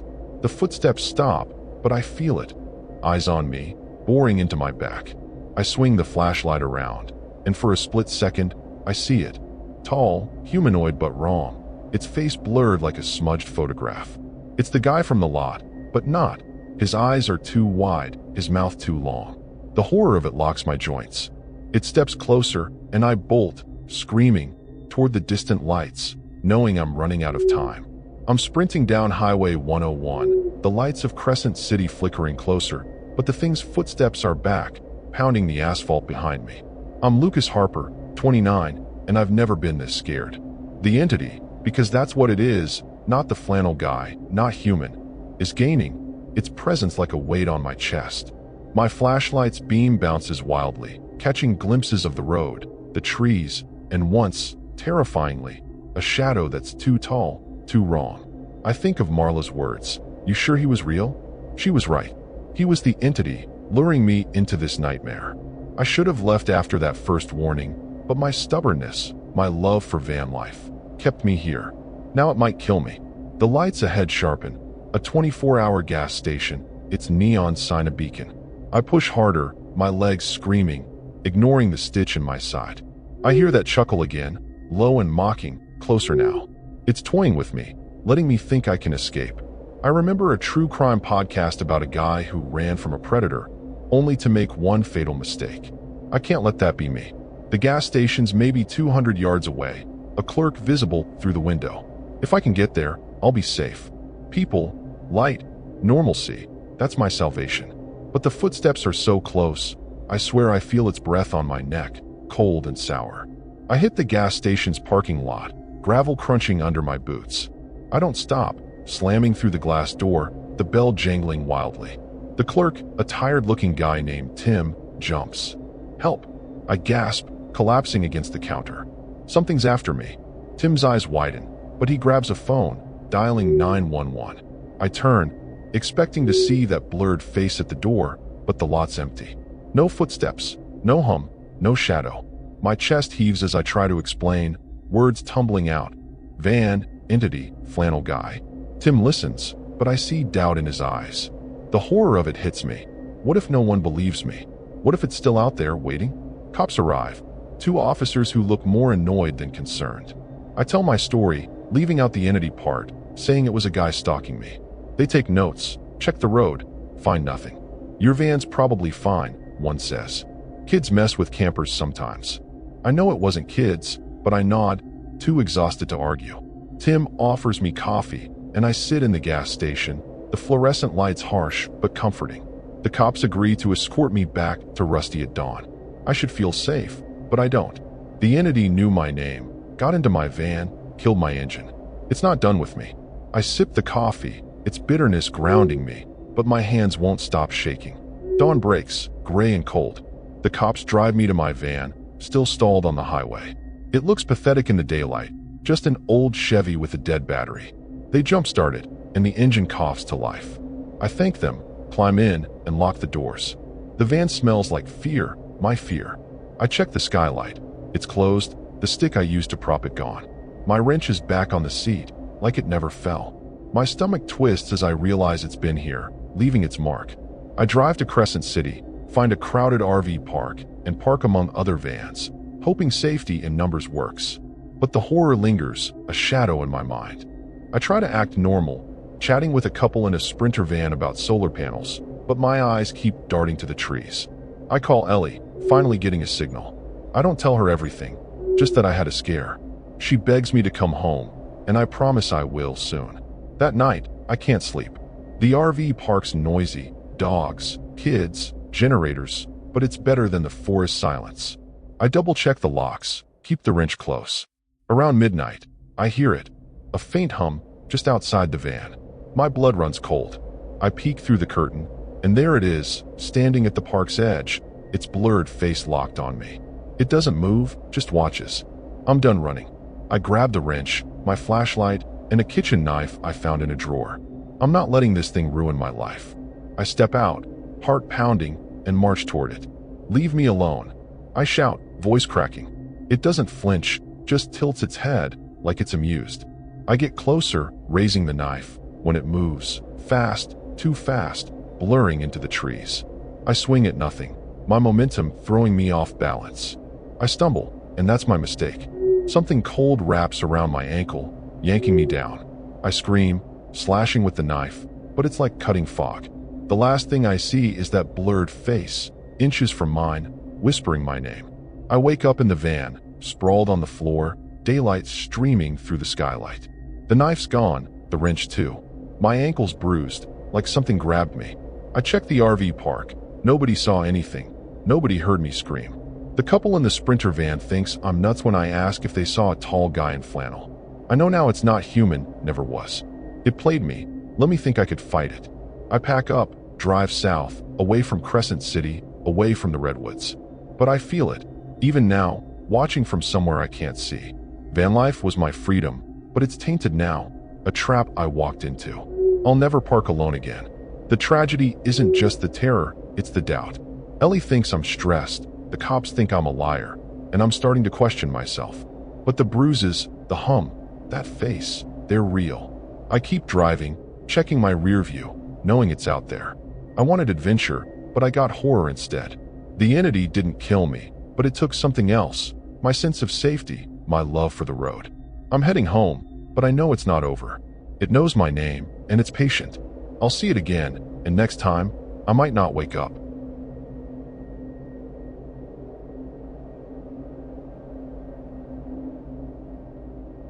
I ease my van, a beat-up Ford Econoline I call Drifter, into a dirt pull-out off Highway 299, deep in Northern California's Trinity Alps wilderness. I'm Mia Caldwell, 32 years old, and I hail from Seattle, Washington, when I'm not chasing solitude on the road. Drifter's my home, cobbled together with plywood shelves, a propane stove, and a mattress I scored off Craigslist. Tonight, I'm parked near Weaverville, a speck of a town nestled among rugged peaks. I've been vanlifing for 3 years, dodging city noise for places like this, where the stars feel close enough to touch. The air's crisp, pine-scented, and I'm stoked to hike tomorrow. I sip tea from a chipped mug, the van's glow warm against the dark. It's perfect, or it should be. I scroll through Instagram, liking posts from other vanlifers, when I notice my signal's weak. No biggie, remote spots like this are why I've got a stack of paperbacks. I grab The Shining, figuring a little horror won't hurt in a place this peaceful. Growing up in Seattle, I heard creepy tales about the Cascades, but I've never bought into ghost stories. The scariest thing I've faced out here was a flat tire in Nevada, fixed with a YouTube tutorial and a lot of swearing. Still, as I lock Drifter's doors, a habit from urban parking, I feel a flicker of unease. The forest's too quiet, like it's holding its breath. I shrug it off and crawl into bed, the van creaking as it settles. Sleep doesn't come easy. I toss, my mind replaying a weird encounter from earlier. At a Weaverville gas station, I chatted with a local, an older guy named Hank, who warned me about camping alone. "Folks go missing out here," he said. I serious. "Stick to town." I laughed it off, small town paranoia, right? But his words linger as I stare at Drifter's ceiling. Around 1 a.m., a sharp crack outside snaps me awake. My heart jumps, but I tell myself it's a branch, maybe a deer. I grab my flashlight, peering through the curtains. Nothing but trees in the beam's glow. I lie back, but the creepy vibe sticks, making the van feel smaller than usual. Morning's gray, with low clouds hugging the mountains. I brew coffee, the kettle's hiss calming my nerves. Drifters parked alone, no other vehicles in sight, which is how I like it. I step outside to stretch, scanning the pullout. No tracks, no signs of anyone, but the air feels heavy, like before a storm. I decide to stick around Weaverville for the day, maybe hit a diner to shake the weirdness. In town, I grab a burger at a place called Nugget, where the waitress, Jenny, a bubbly 20-something, chats me up. I mention Hank's warning, expecting a chuckle. Instead, she frowns. Hank, old guy with a limp? He died 2 years ago. My stomach drops.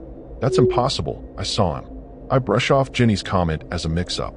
Maybe it was a different Hank. But the horror of her words gnaws at me as I drive back to Drifter. I pick a new spot, a gravel lot closer to town, but still tucked among pines. I'm not spooked, I tell myself, just being smart. I set up my camp chair, crack a soda, and try to relax. The forest's still quiet, but now it feels watchful, like eyes are on me. I think about Seattle, my old coffee shop job, how safe it felt compared to this. Vanlife's freedom comes with a price. You're exposed, alone. I shake my head, laughing at my nerves. It's just a story, just a weird day. I cook dinner, mac and cheese with hot sauce, my comfort food. The propane stove's blue flame is hypnotic, but I keep glancing at the windows, expecting what? A face? A ghost? I'm not that gullible. Still, I check my locks twice, a ritual that's starting to feel less paranoid and more necessary. I pull out my journal, jotting down the day's events. Writing usually grounds me, but tonight it just makes me jumpy. I sketch the pullout, the pines, trying to capture the vibe, but my pencil keeps tracing Hank's face, his weathered skin, his warning. The horror of Jenny's words creeps back. He died 2 years ago. I try a podcast to drown out my thoughts, but the signal's gone completely. Frustrated, I climb into bed, the van's walls creaking in the wind. I tell myself I'm overreacting. Vanlife can mess with your head. Too much solitude, not enough people. I think about my best friend, Tara, back in Seattle, who always said I was too stubborn to quit this lifestyle. She's right, but tonight I wish I could call her. Around 2 a.m., I hear it. A low whistle, not like wind, but deliberate, circling the van. My pulse spikes. I grab my flashlight, but I don't dare look outside. The whistle stops, but the silence is worse, heavy and disturbing. I sit up, clutching my flashlight like a lifeline. I think about Hank, his warning, Jenny's impossible claim. Was I talking to a ghost? No way, I don't believe in that crap. But the whistle felt real, human, and that's scarier somehow. I check my phone again. No bars, no help. I'm cut off, just me and Drifter in this creepy forest. I tell myself to chill, that it's probably a hiker or a prankster. But deep down, I know it's not. Something's out there, and it's not friendly. I lie back, eyes wide, listening for the whistle, but all I hear is my own ragged breathing, echoing in the dark. By morning, I'm wired, my eyes burning from no sleep. I step outside, checking the lot. No footprints, no signs, but a branch near Drifter's door is snapped clean, like something heavy leaned on it. My gut twists as I picture someone, or something, standing there, watching me sleep. I decide to head into Weaverville again, maybe ask around about Hank. At a coffee shop, I quiz the barista, a guy named Leo, about the old man. Hank's a legend, Leo says. Died in a hiking accident. People still claim they see him. His words hit like a punch, the horror sinking in. Whoever I met wasn't Hank, but they wanted me to think he was. I'm sitting in Drifter, my van parked in a gravel lot near Weaverville, Northern California, trying to shake the creepy feeling from last night's whistle. I'm Mia Caldwell, 32, from Seattle, and this whole Hank thing's got me rattled. Jenny, the waitress, said the guy I met at the gas station died 2 years ago, but I know what I saw, his weathered face, his warning about people going missing. My coffee's cold as I stare out the windshield, the pines looming like they're watching me back. I tell myself it's just Vanlife jitters. Once, in Idaho, I swore I heard voices, but it was just wind through the trees. Still, this feels different, more disturbing, like the forest hiding something. I decide to move Drifter to a proper campground, somewhere with people to ease my nerves. I find a spot on a Vanlife app, Trinity River Campground, 10 miles east, with decent reviews. I'm low on gas, though, and my budget's tight after splurging on that burger. I weigh my options, Stay here and risk another weird night, or burn fuel to feel safer. I choose the campground, but first, I head into Weaverville to refuel and ask about Hank. At the gas station, I quiz the clerk, a gruff guy named Dale. Hank's dead, he confirms, not looking up from his phone. Hikers see things out here, though. Mind plays tricks. His words don't help. They just make the horror of it sharper. Back on the road, I notice drifters acting up, the engine sputtering, like it's choking. I'm no mechanic, but I've fixed enough to know this isn't good. I pull over, pop the hood, and check the basics. Oil's fine, battery's connected. Nothing obvious, but the van won't start.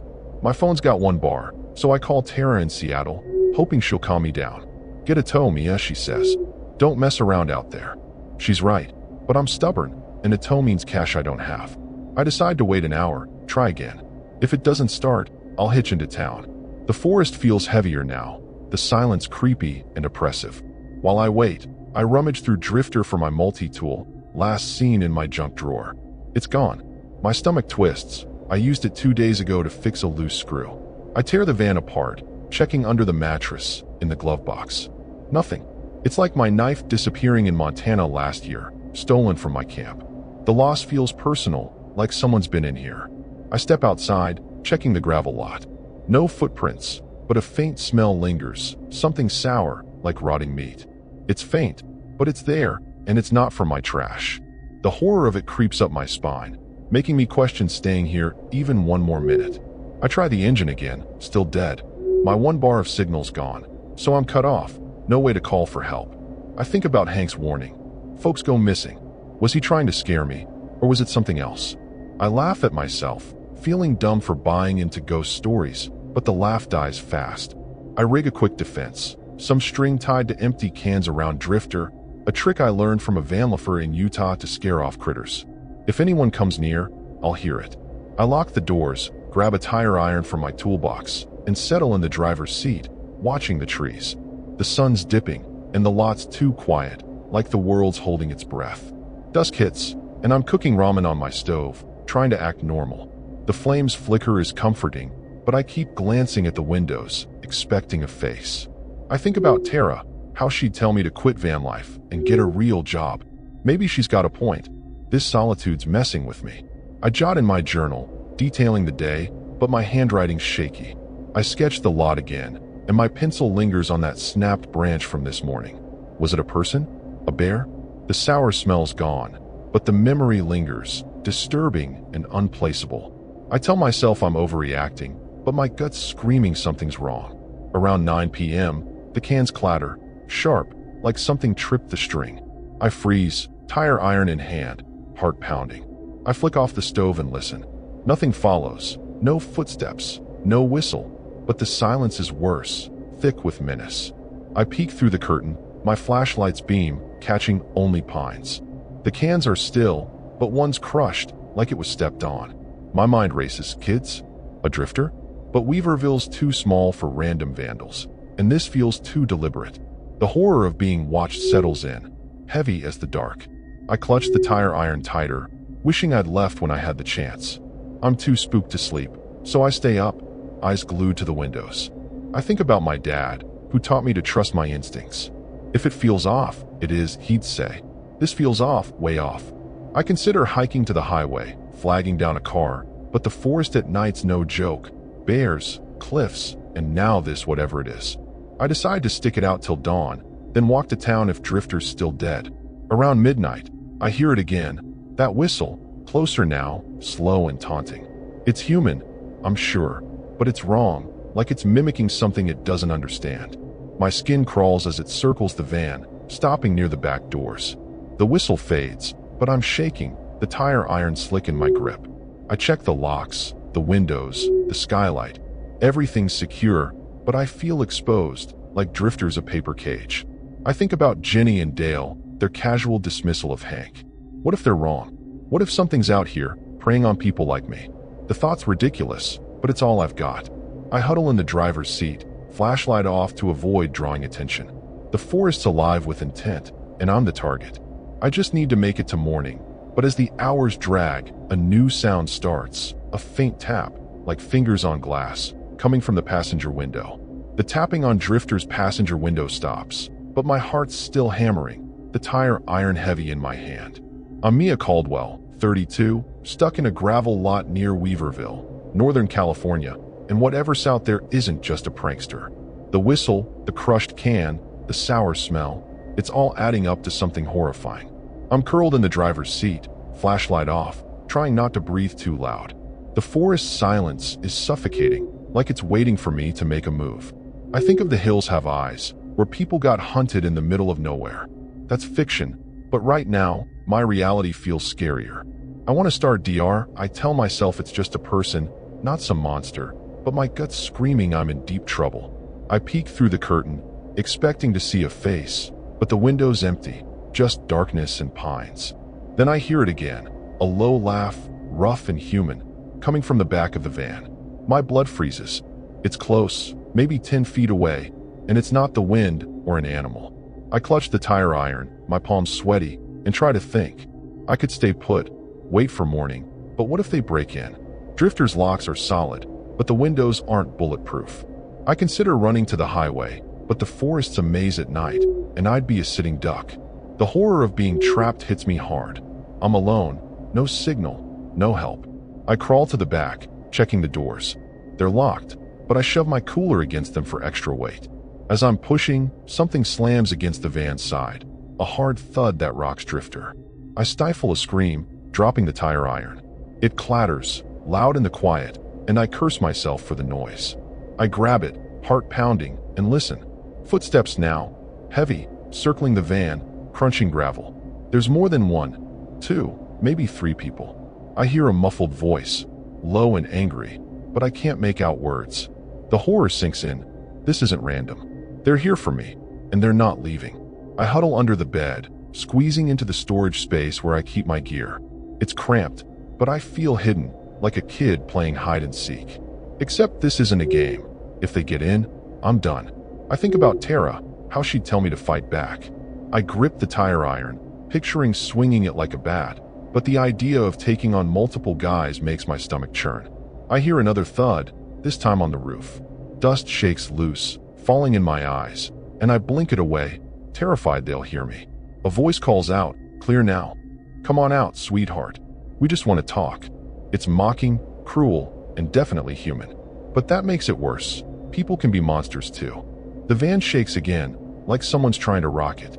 I bite my lip to keep quiet, tasting blood. My flashlight's off, but moonlight filters through the curtains, showing shadows moving outside. Two figures, maybe a third. They're big, broad, not kids messing around.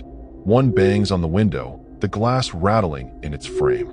We know you're in there, he says, his voice dripping with menace. I think of true crime podcasts, stories of drifters targeting campers. Was Hank's warning real? Did I meet someone pretending to be him, setting me up? The horror of that thought twists my gut. I walked right into their trap. I'm shaking so bad I can barely hold the tire iron. I consider my options, stay hidden and hope they leave, or fight if they break in. But there's a third choice, start the van and drive. Drifter's engine's been dead, but maybe it'll catch now. It's a long shot, but I'm out of ideas. I crawl to the driver's seat, keeping low, and fumble for the key. The shadows are still outside, banging and laughing, but they haven't tried the doors yet.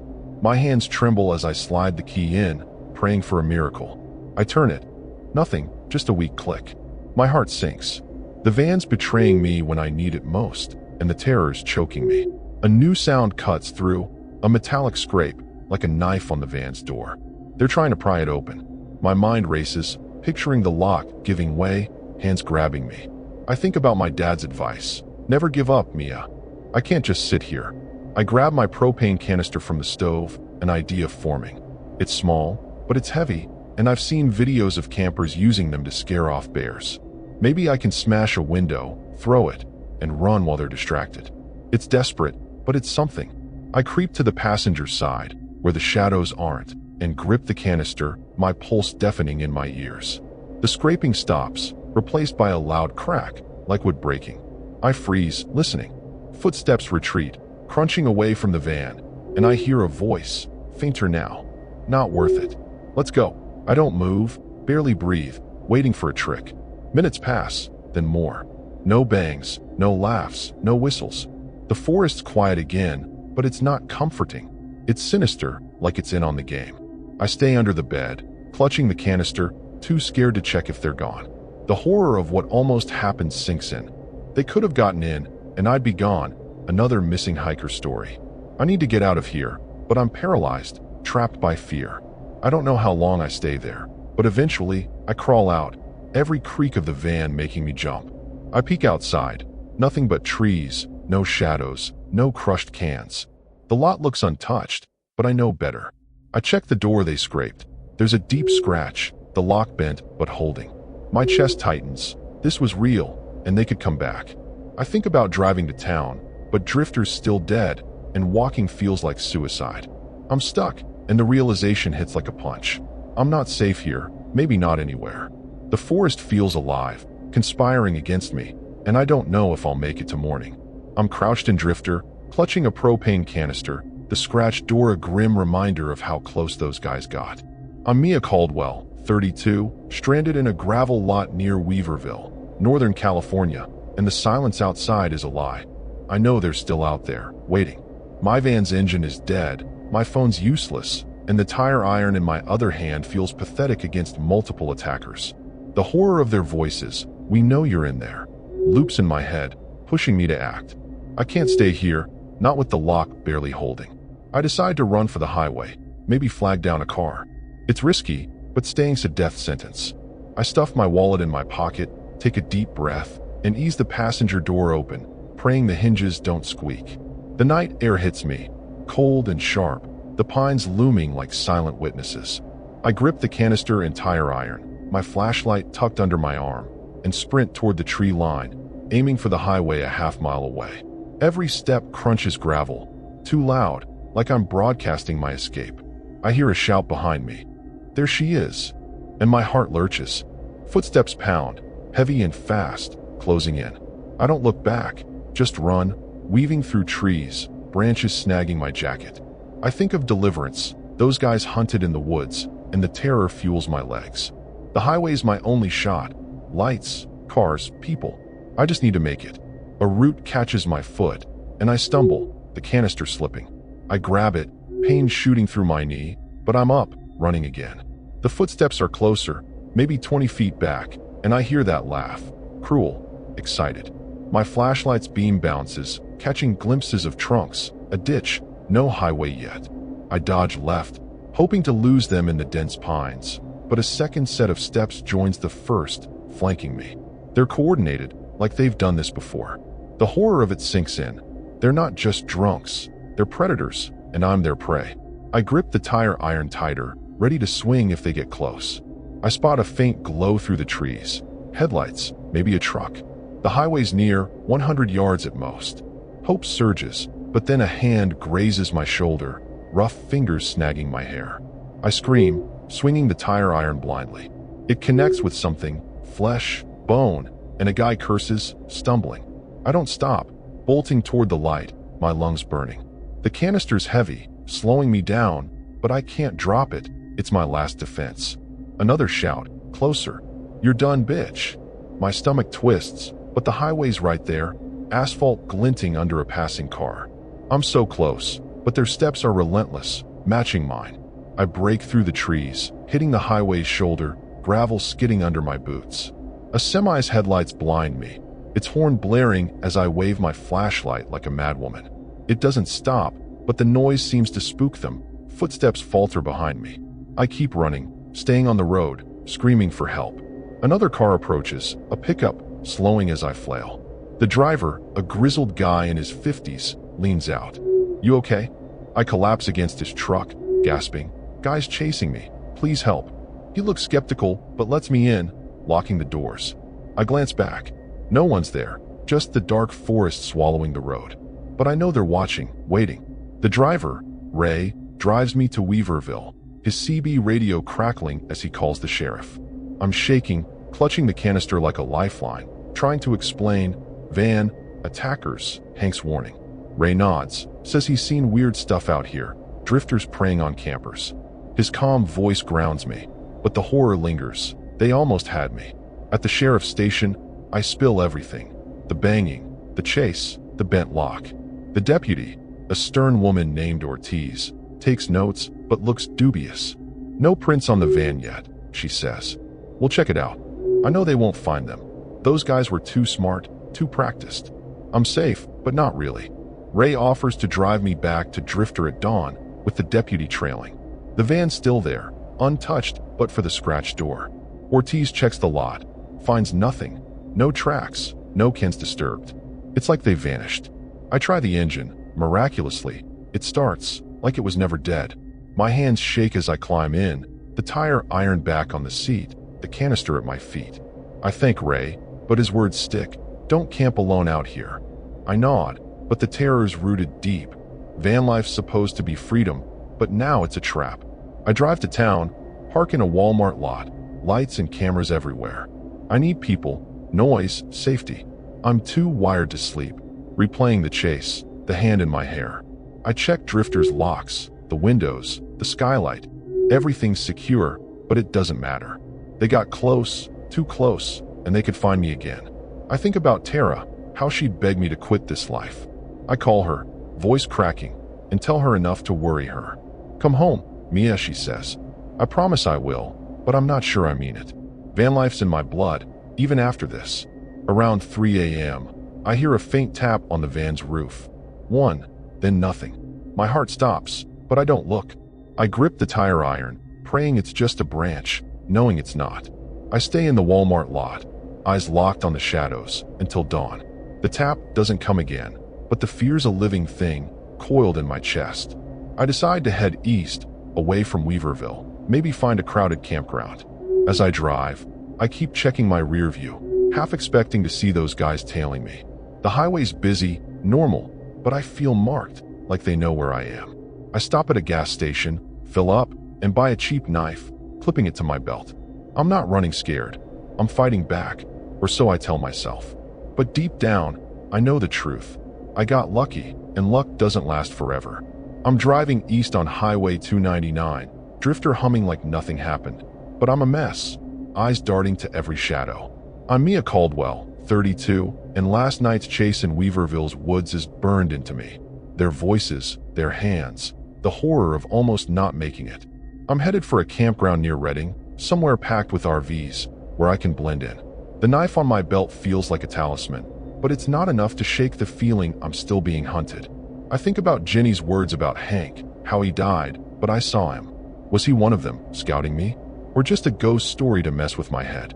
Either way, I'm done with solo camping, done with trusting the quiet. Redding's campground is bustling, kids on bikes, retirees grilling, dogs barking. I park Drifter near the office, under a floodlight, and pay for a week. The normalcy should calm me, but it doesn't. I keep scanning faces, wondering if those guys followed me. At a camp store, I buy a better lock for Drifter's door and a can of pepper spray. The clerk, a chatty guy named Pete, notices my jumpiness. "Rough night?" he asks. I laugh it off, but my voice cracks. I don't tell him about the chase, the bent lock, the tap on the roof. Some horrors you keep to yourself, afraid saying them out loud makes them real again. I try to settle in, cooking chili on my stove, but every noise, kids shouting, a car backfiring, makes me flinch. I call Tara again, telling her I'm safe, but not okay. She pushes for me to come back to Seattle, get a job, a lease, a life. I want to, but van life's all I know, even if it's tainted now. That night, I lock everything, pepper spray by my pillow, knife on the nightstand. I sleep in fits, dreaming of footsteps, hands grabbing me. Around 2 a.m., I wake to a low hum, not mechanical, but human, like someone humming a tune outside. My skin crawls. I grab the spray, heart pounding, and listen. It's faint, circling the van, then gone.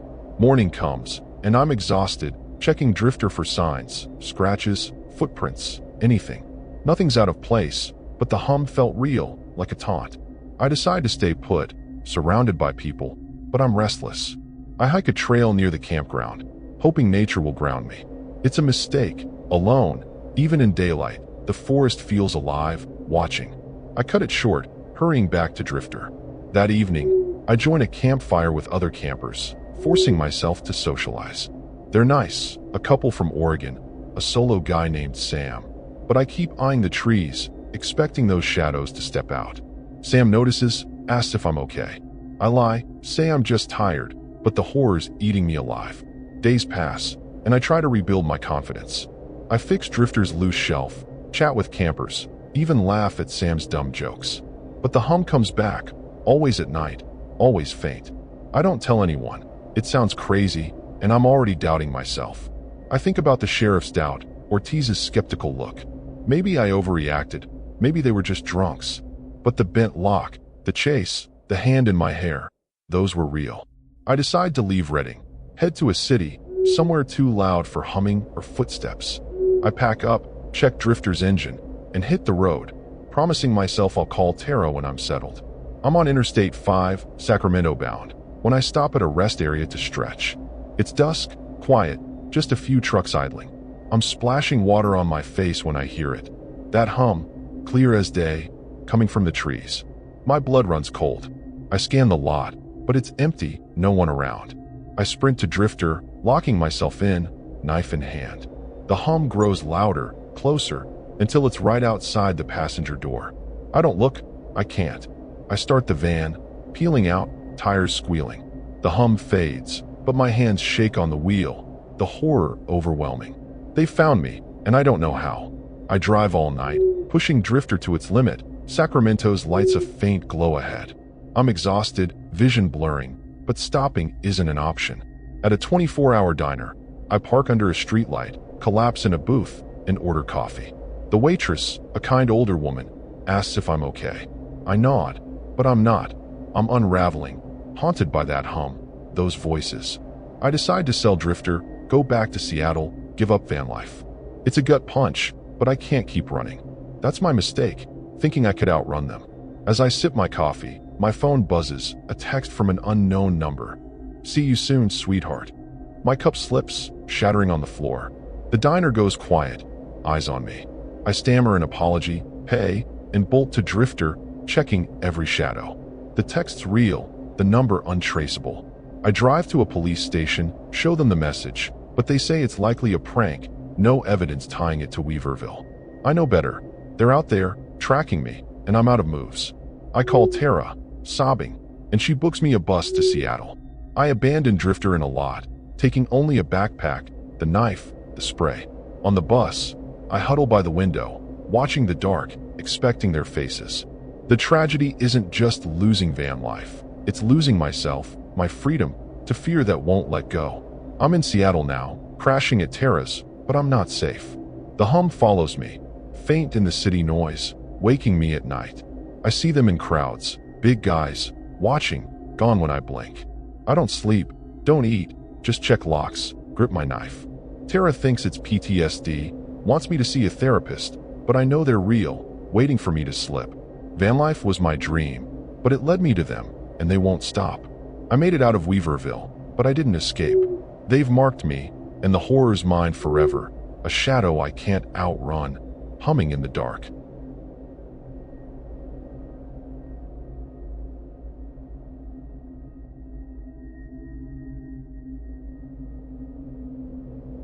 I pull my van, a rusty Dodge Ram I've nicknamed Wanderer, into a quiet turnout off Highway 36, just outside Fortuna, Northern California. I'm Ethan Walsh, 35 years old, and I call Boise, Idaho, home when I'm not crisscrossing the West for the next perfect view. Wanderer's my sanctuary, outfitted with a pull-out bed, a mini fridge, and a patchwork of stickers from every state I've hit. Tonight, I'm parked near the Eel River, its gentle rush blending with the hum of crickets. I've been at this Vanlife gig for 4 years, chasing sunsets and solitude, and Fortuna's redwood country feels like a good spot to recharge. I crack a soda, kick back in my hammock, and watch the stars pop out.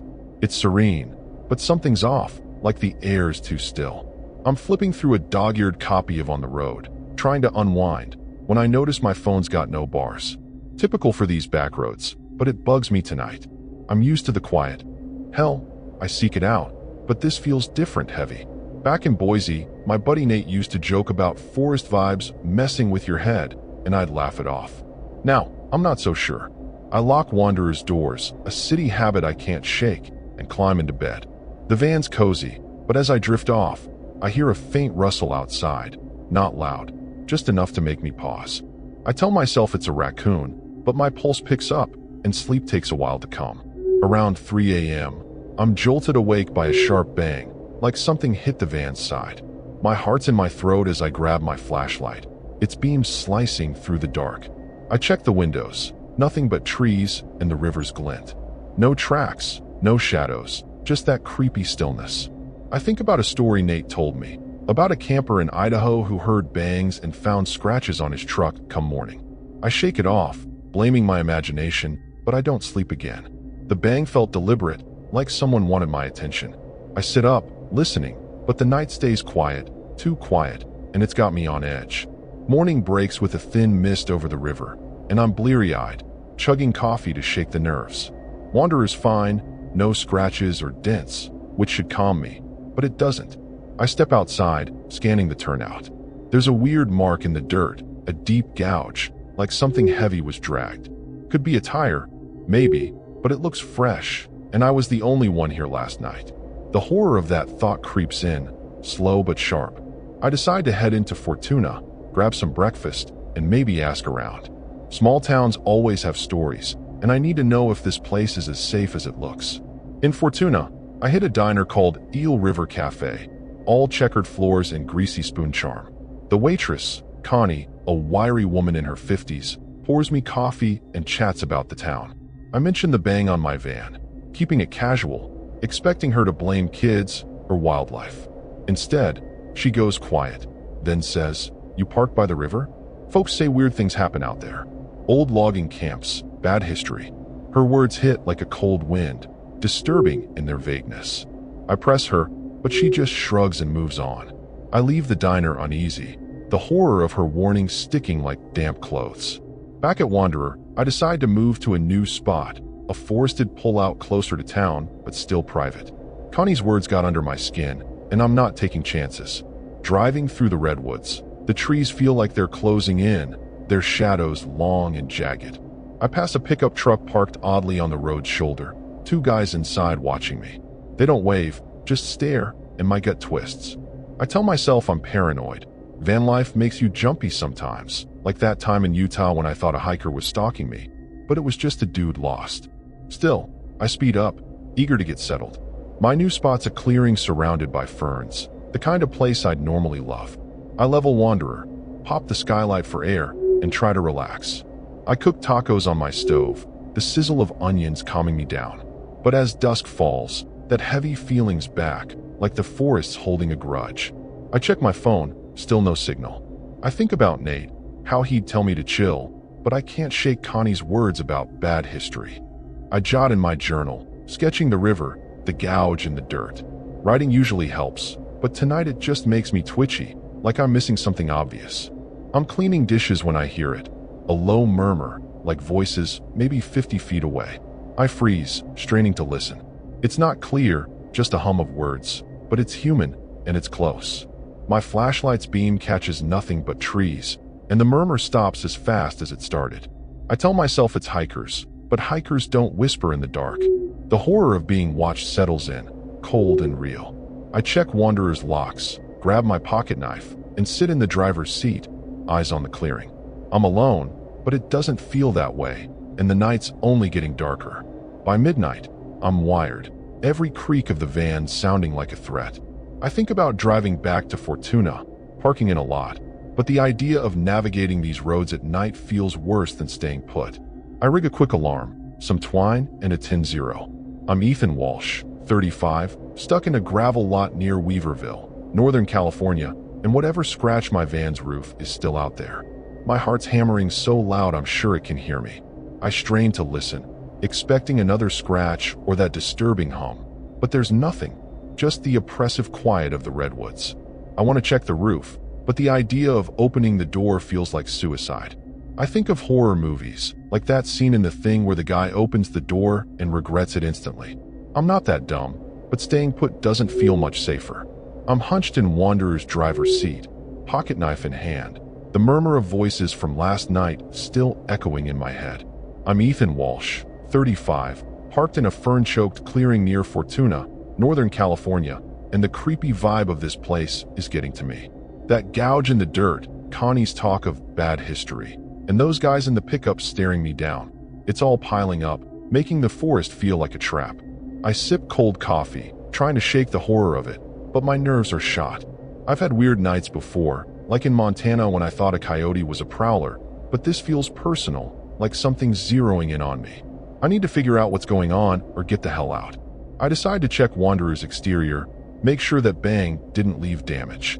Outside, the air's damp, the river's hum distant. No scratches, but that gouge is still there, deeper than I thought, like a claw mark, not a tire. My stomach twists, nothing natural made that. I think about Connie's words, the old logging camps. Was it vandalism? Or something worse? I snap a photo, then head into Fortuna to ask around. Maybe hit the library for local history. At a coffee shop, I quiz the barista, a lanky kid named Tyler. Logging camps, he says, shrugging. Yeah, some old-timers talk about accidents, missing workers. Creepy stuff. His casual tone doesn't match the horror sinking into me. Back at the van, I notice Wanderer's battery warning light flickering. Weird, it was fine yesterday, and I've got solar panels to keep it charged. I check the connections, but everything looks solid. A dead battery out here's a problem. I'm not calling a tow on my budget. I decide to stay put, let the panels do their thing, but I'm edgy. I rig more twine alarms around the van, tying cans to stakes, a trick I picked up in Colorado to scare off critters. If those voices come back, I'll hear them. I'm not running yet. Stubbornness, maybe, or just not wanting to let this place win. But the forest's watching, and I feel it. Dusk creeps in, and I'm cooking chili. The stoves hiss my only company. The clearing's quiet, but that heavy feeling's back, like the air's pressing down. I keep glancing at the windows, expecting eyes in the dark. I think about Nate, how he'd laugh at me for freaking out. It's just trees, man, he'd say. But trees don't murmur, don't bang on vans. I check my phone, still no signal. Isolation's part of van life, but tonight it's suffocating, the horror of being cut off hitting hard. I jot in my journal, sketching that gouge, but my hand shakes, the lines jagged. Something's wrong, and I'm ignoring it. I'm washing dishes when I notice my flashlight's missing. I always keep it on the counter, clipped to a carabiner. I tear Wanderer apart, under the bed, in the glove box, everywhere. Gone. My pulse spikes. First the battery, now this. It's like in New Mexico, when my map vanished from my pack, and I found it later, folded wrong. Was someone in here? I check the locks. Intact, no scratches beyond that gouge. But the loss feels deliberate, like someone screwing with me. The horror of it settles in, cold and sharp. I grab a wrench instead, heavy but clumsy, and sit by the skylight, listening for those voices. Night falls, and I'm too wired to sleep, eyes locked on the clearing. The twine alarms are still, but the forest feels alive, buzzing with intent. I think about my sister, Claire, back in Boise, always worried I'll end up a news story. Vanlife's reckless, she'd say. I brushed her off, but now I'm doubting myself. Around 1 a.m., the cans clatter, sharp, like something tripped the line. I freeze, wrench in hand, heart pounding. No footsteps, no voices, just silence, thick and disturbing. I flick on the interior light, but it sputters, dimming like the battery's dying. My chest tightens. This isn't random, not anymore. I crawl to the window, peering out. The flashlight's beam. Wait, I don't have it. But there's a light, faint, bobbing in the trees, maybe 100 feet away. My blood runs cold. Someone's out there, using my flashlight, or one just like it. I kill the interior light, plunging Wanderer into dark, and watch the beam dance, slow, deliberate, like it's searching. I think about Connie's bad history, the missing workers. Is this some local psycho? Or something tied to those old camps? The horror of it grips me. I'm not alone, and they know I'm here. I grip the wrench, debating whether to stay or run. The light stops, fixed on Wanderer, its glow steady, like it's staring. My breath catches, shallow and loud in the van's tight space. I duck low, heart slamming against my ribs. The beam doesn't move, just pins the van, and I hear it. A low hum, not voices, but something rhythmic, almost a chant. It's human, I think, but it's wrong, like it's coming from too many throats. My mind flashes to a podcast about cult stuff in rural towns, people vanishing into the woods. Was that what Connie meant?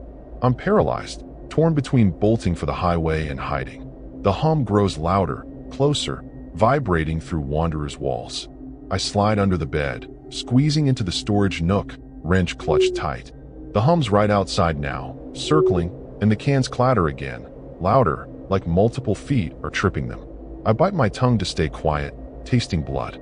The light's still on the van. I can see its glow through the curtain gaps. A shadow moves, tall, bulky, not quite right. My mind screams, this isn't just people, not normal ones. The horror's suffocating, my chest tight with panic. I think about Claire, how I should have called her, said I love you. The hum stops, but the silence is worse, promising something's coming, and I'm out of time. I'm wedged under Wanderer's bed, my wrench slick with sweat. The shadow outside the van burned into my mind. I'm Ethan Walsh, 35, trapped in a clearing near Fortuna, Northern California, and that hum, those voices, aren't human, not entirely.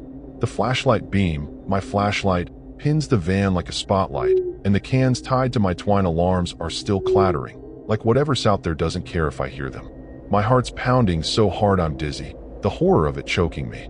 I think of Midsummer, that creepy cult chanting in the woods. But this isn't a movie, this is my life, and I'm in deep.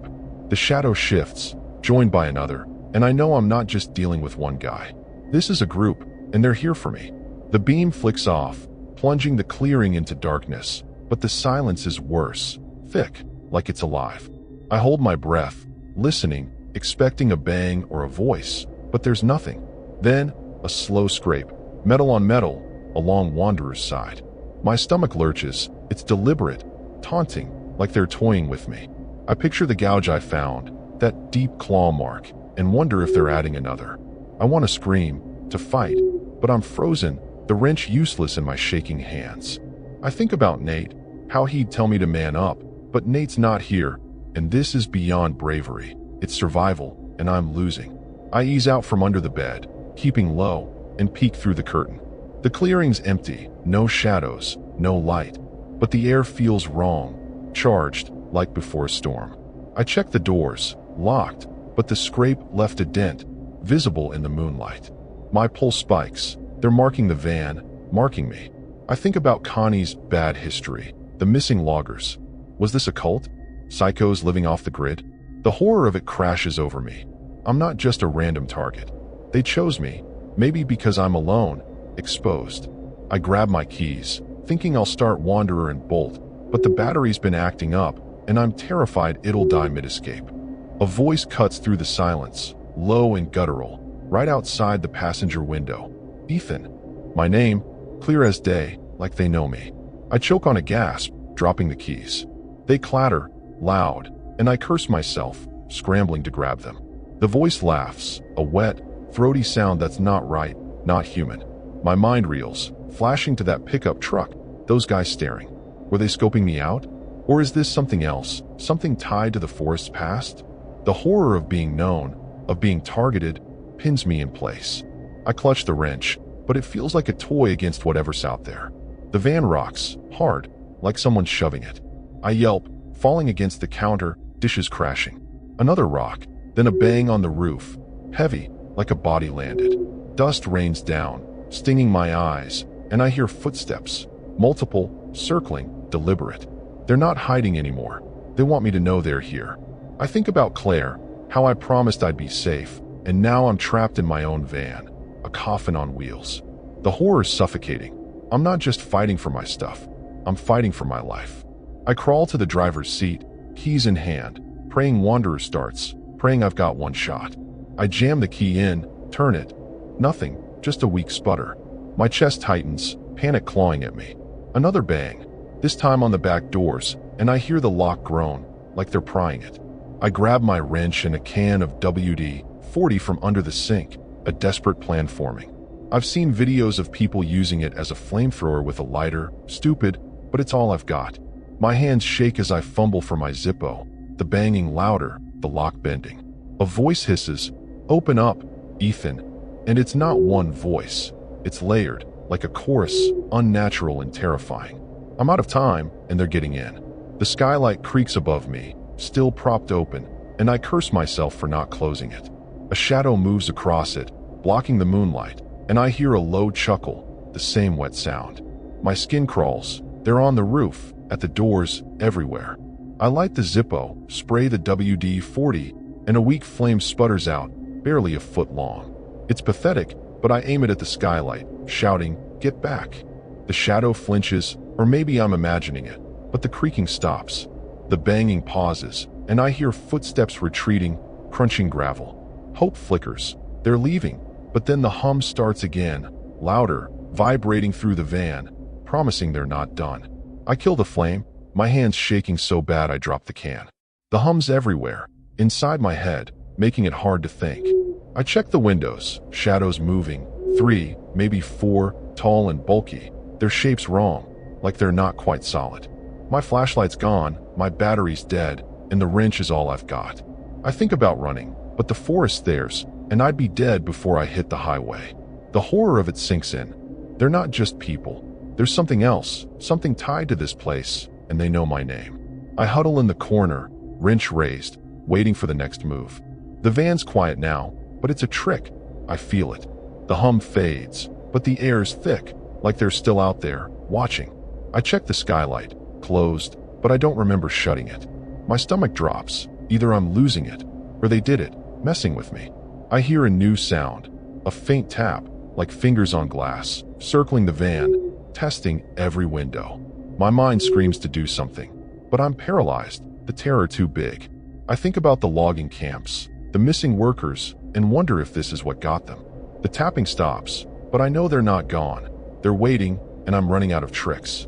I'm crouched in Wanderer's corner, wrench in hand. The tapping on the windows stopped, but the terrors got me by the throat. I'm Ethan Walsh, 35, stuck in a clearing near Fortuna, Northern California, surrounded by whatever those things are. Human, maybe, but wrong, with that layered voice calling my name. The van's a trap, the battery's dead, and the skylight's closed by some impossible trick. My WD-40 flamethrower stunt bought me a moment, but the hum's back, low and pulsing, vibrating through the floor. I can't stay here. They'll break in, and I'm not waiting to find out what happens next. I grab my jacket, stuff my wallet and keys in my pocket, and decide to run for Highway 36. It's a mile, maybe less, and if I can flag a car, I'm out of this horror show. I ease the passenger door open, wincing at the faint creak, and slip out, wrench clutched like a lifeline. The forest is pitch black, the redwoods swallowing the moonlight. I sprint for the trees, aiming for the highway's distant rumble, my boots crunching on pine needles. Behind me, the hum spikes, and I hear footsteps. Heavy, too many, crashing through the underbrush. My heart's pounding, the horror of being hunted pushing me faster. I think of the ritual, those guys chased in the woods by something ancient, fiction, but it feels real now. A voice calls, "Ethan, don't run," layered and guttural, closer than I'd like. I don't look back, just keep moving, dodging branches that claw at my face. A root snags my foot, and I hit the ground hard, wrench skidding away. Pain shoots through my wrist, but I scramble up, grabbing it, and keep running. The footsteps are gaining, and I hear that wet chuckle, like they're enjoying this. My lungs burn, but the highway's close. I see headlights flickering through the trees. I weave left, hoping to lose them, but a shadow looms to my right, tall and bulky, moving too fast. I swing the wrench, hitting nothing but air, and stumble into a clearing. The highway's right there, 50 yards, but something grabs my jacket, yanking me back. I twist, slashing with the wrench, and hear a grunt. Human, but it doesn't stop them. I break free, jacket tearing, and sprint onto the highway's shoulder, waving my arms like a lunatic. A pickup swerves, horn blaring, but slows. I'm screaming, "Help, they're after me." The driver, a burly guy in his 40s, leans out, confused but alert. "Get in," he yells. I dive into the passenger seat, slamming the door as he peels out. I glance back, no shadows, no figures, just the dark forest swallowing the road. My chest heaves, blood dripping from a cut on my hand I didn't notice. The driver, Mike, demands answers. I stammer about the van, the voices, the chase, but it sounds crazy even to me. The horror's still there, clawing at my mind. They were so close, and I barely made it. Mike drives me to Fortuna's police station, radio off, letting me catch my breath. I'm shaking, the wrench still in my lap. My torn jacket proves something happened.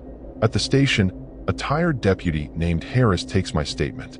I stick to facts, banging, voices, chase, leaving out the weird hum and layered voices. He's skeptical, says they'll check the van, but his tone screams he thinks I'm high or paranoid. I mention Connie's bad history, and he shrugs. Old stories, nothing solid. The horror of being dismissed hits hard. They don't believe me, and those things are still out there. Mike offers to crash at his place till morning, and I take him up, too spooked to be alone. Dawn breaks, and Harris calls. Wanderers still in the clearing, no damage beyond the dent and scratches. They found no tracks, no signs of anyone. I'm not surprised. Those things were careful, unnatural. Mike drives me back, Harris trailing in a cruiser. The van looks pathetic in the light, just an old Dodge, but it's my home, and I'm scared to get in. I check inside. Everything's there, even the wrench I thought I lost. The skylight's open again, though, and my stomach drops. I know I didn't touch it. The horror sinks in. They were here, after I ran, leaving their mark. I start Wanderer, battery miraculously fine, and follow Mike to town, parking in a crowded lot by a supermarket. I'm too rattled to think straight. Sipping coffee Mike bought me, replaying the chase. I call Claire, my sister, and tell her enough to worry her without sounding unhinged. Come home, Ethan, she begs. I say I will, but Vanlife's all I've got, even if it's tainted now. I buy a new flashlight, a better lock, and a hunting knife, feeling like I'm arming for war. That night, in the supermarket lot, I lock everything, knife by my pillow. Around midnight, I hear it, a faint hum, just outside, like a taunt. My blood runs cold. I don't look, just grip the knife, knowing they've followed me, knowing I'm not safe. I stay in the lot, eyes on the shadows, till morning. The hum doesn't return, but the fear's a parasite, burrowing deep. I decide to head north, maybe Crescent City, somewhere with people, lights. Driving, I keep checking my rear view, expecting that pickup from days ago, those staring guys. The highway's normal, but I feel exposed, like they're watching from the trees. I stop at a gas station, fill up, and check Wanderer's locks again. The knife's my new best friend, clipped to my belt. I'm not giving up Vanlife, not yet, but I'm on edge, and the horror of last night's chase is a weight I can't shake. I'm in Crescent City by noon, parking at an RV park packed with families. I try to blend in, chatting with a retiree about solar panels, but my eyes keep darting to the forest's edge. The hum's gone, but I feel marked, like they know where I am. I think about Nate, how he'd call me crazy but back me up. I wish he was here. As dusk falls, I lock Wanderer, knife in hand, and settle in, trying to believe I've escaped. But deep down, I know better. Those things aren't done with me, and running only delays the inevitable.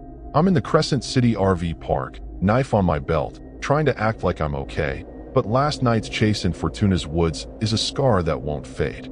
I'm Ethan Walsh, 35, and those things, whatever they were, called my name, hunted me, and followed me here. The RV park's noisy, kids, generators, dogs, but it's not enough to drown out the hum I heard last night, faint but real, like a promise. I keep checking Wanderer's locks, the skylight, the new knife I bought, but safety's an illusion. I think about Connie's warning, the bad history of those logging camps. Was that what I ran into? A cult? Something older, tied to the land? The horror of not knowing eats at me, worse than the chase itself. I try to settle in, cooking pasta, forcing myself to talk to campers. A couple, Jen and Mark, invite me for beers, and I go, craving normalcy. They're nice, clueless about my nightmare, but I keep scanning the trees, expecting those shadows. Mark notices, asks if I'm good. I lie, say I'm just tired, but my hands shake, spilling my drink. I laugh it off, but the horror's there, a shadow in my voice. I call Claire again, telling her I'm safe, but not when I'll come home. You sound scared, she says, and I can't deny it. Vanlife was my freedom, but now it's a cage, and I'm the one who locked myself in. Nights are the worst. I sleep with the knife under my pillow, the new flashlight on, draining batteries. The hum comes back, always around 2 a.m., circling Wanderer, sometimes joined by that wet chuckle. I don't look outside. I can't.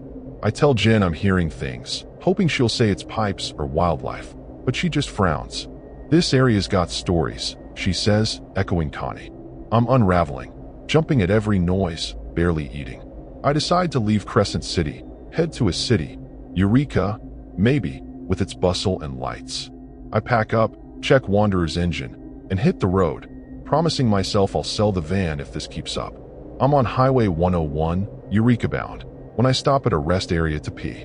It's midday, sunny, a few cars around, but I'm twitchy, knife in my pocket. I'm washing my hands when I hear it. The hum, clear and close, coming from the woods behind the restrooms. My knees buckle, the horror crashing over me. They're here, they've followed me again.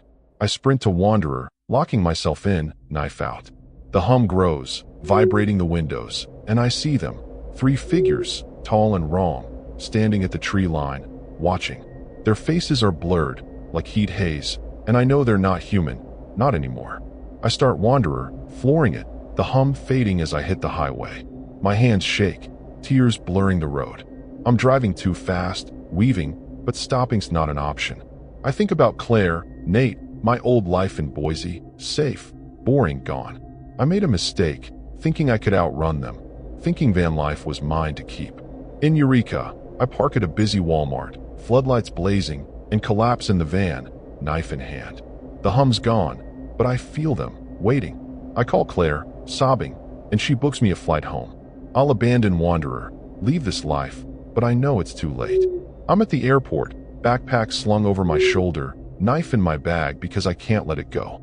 The hum follows me, faint in the terminal's buzz, a reminder they're not done. On the plane, I huddle by the window, watching the ground vanish, thinking I've escaped. But as we climb, I hear it. One low, guttural chuckle, right behind me. I whip around, but the seat's empty, just a kid playing games across the aisle. My heart's pounding, the horror choking me. They're not tied to the forest, they're tied to me, and I brought them with me. In Boise, I crash at Claire's, locking every door, sleeping with the lights on. She thinks I'm paranoid, pushes therapy, but I know better. The hum's here, in the city, waking me at night. I see them in alleys, blurred faces in crowds, gone when I blink. I don't leave the house, don't sleep, just grip my knife, waiting. Vanlife was my dream, but it woke something up, something that knows my name. The tragedy isn't just losing the road, it's losing myself to them, to the horror that followed me home. I'm a ghost now, haunted by my own life. Claire finds me one morning, knife in hand, staring at nothing. She cries, but I can't explain. They're here, always here. The hum's louder now, a constant drone, and their chuckles fill my dreams. I made one mistake, parking in that clearing, ignoring the signs, and it cost me everything. I'm not Ethan anymore, just a shell, waiting for them to finish what they started. The forest's in me, and there's no running from that.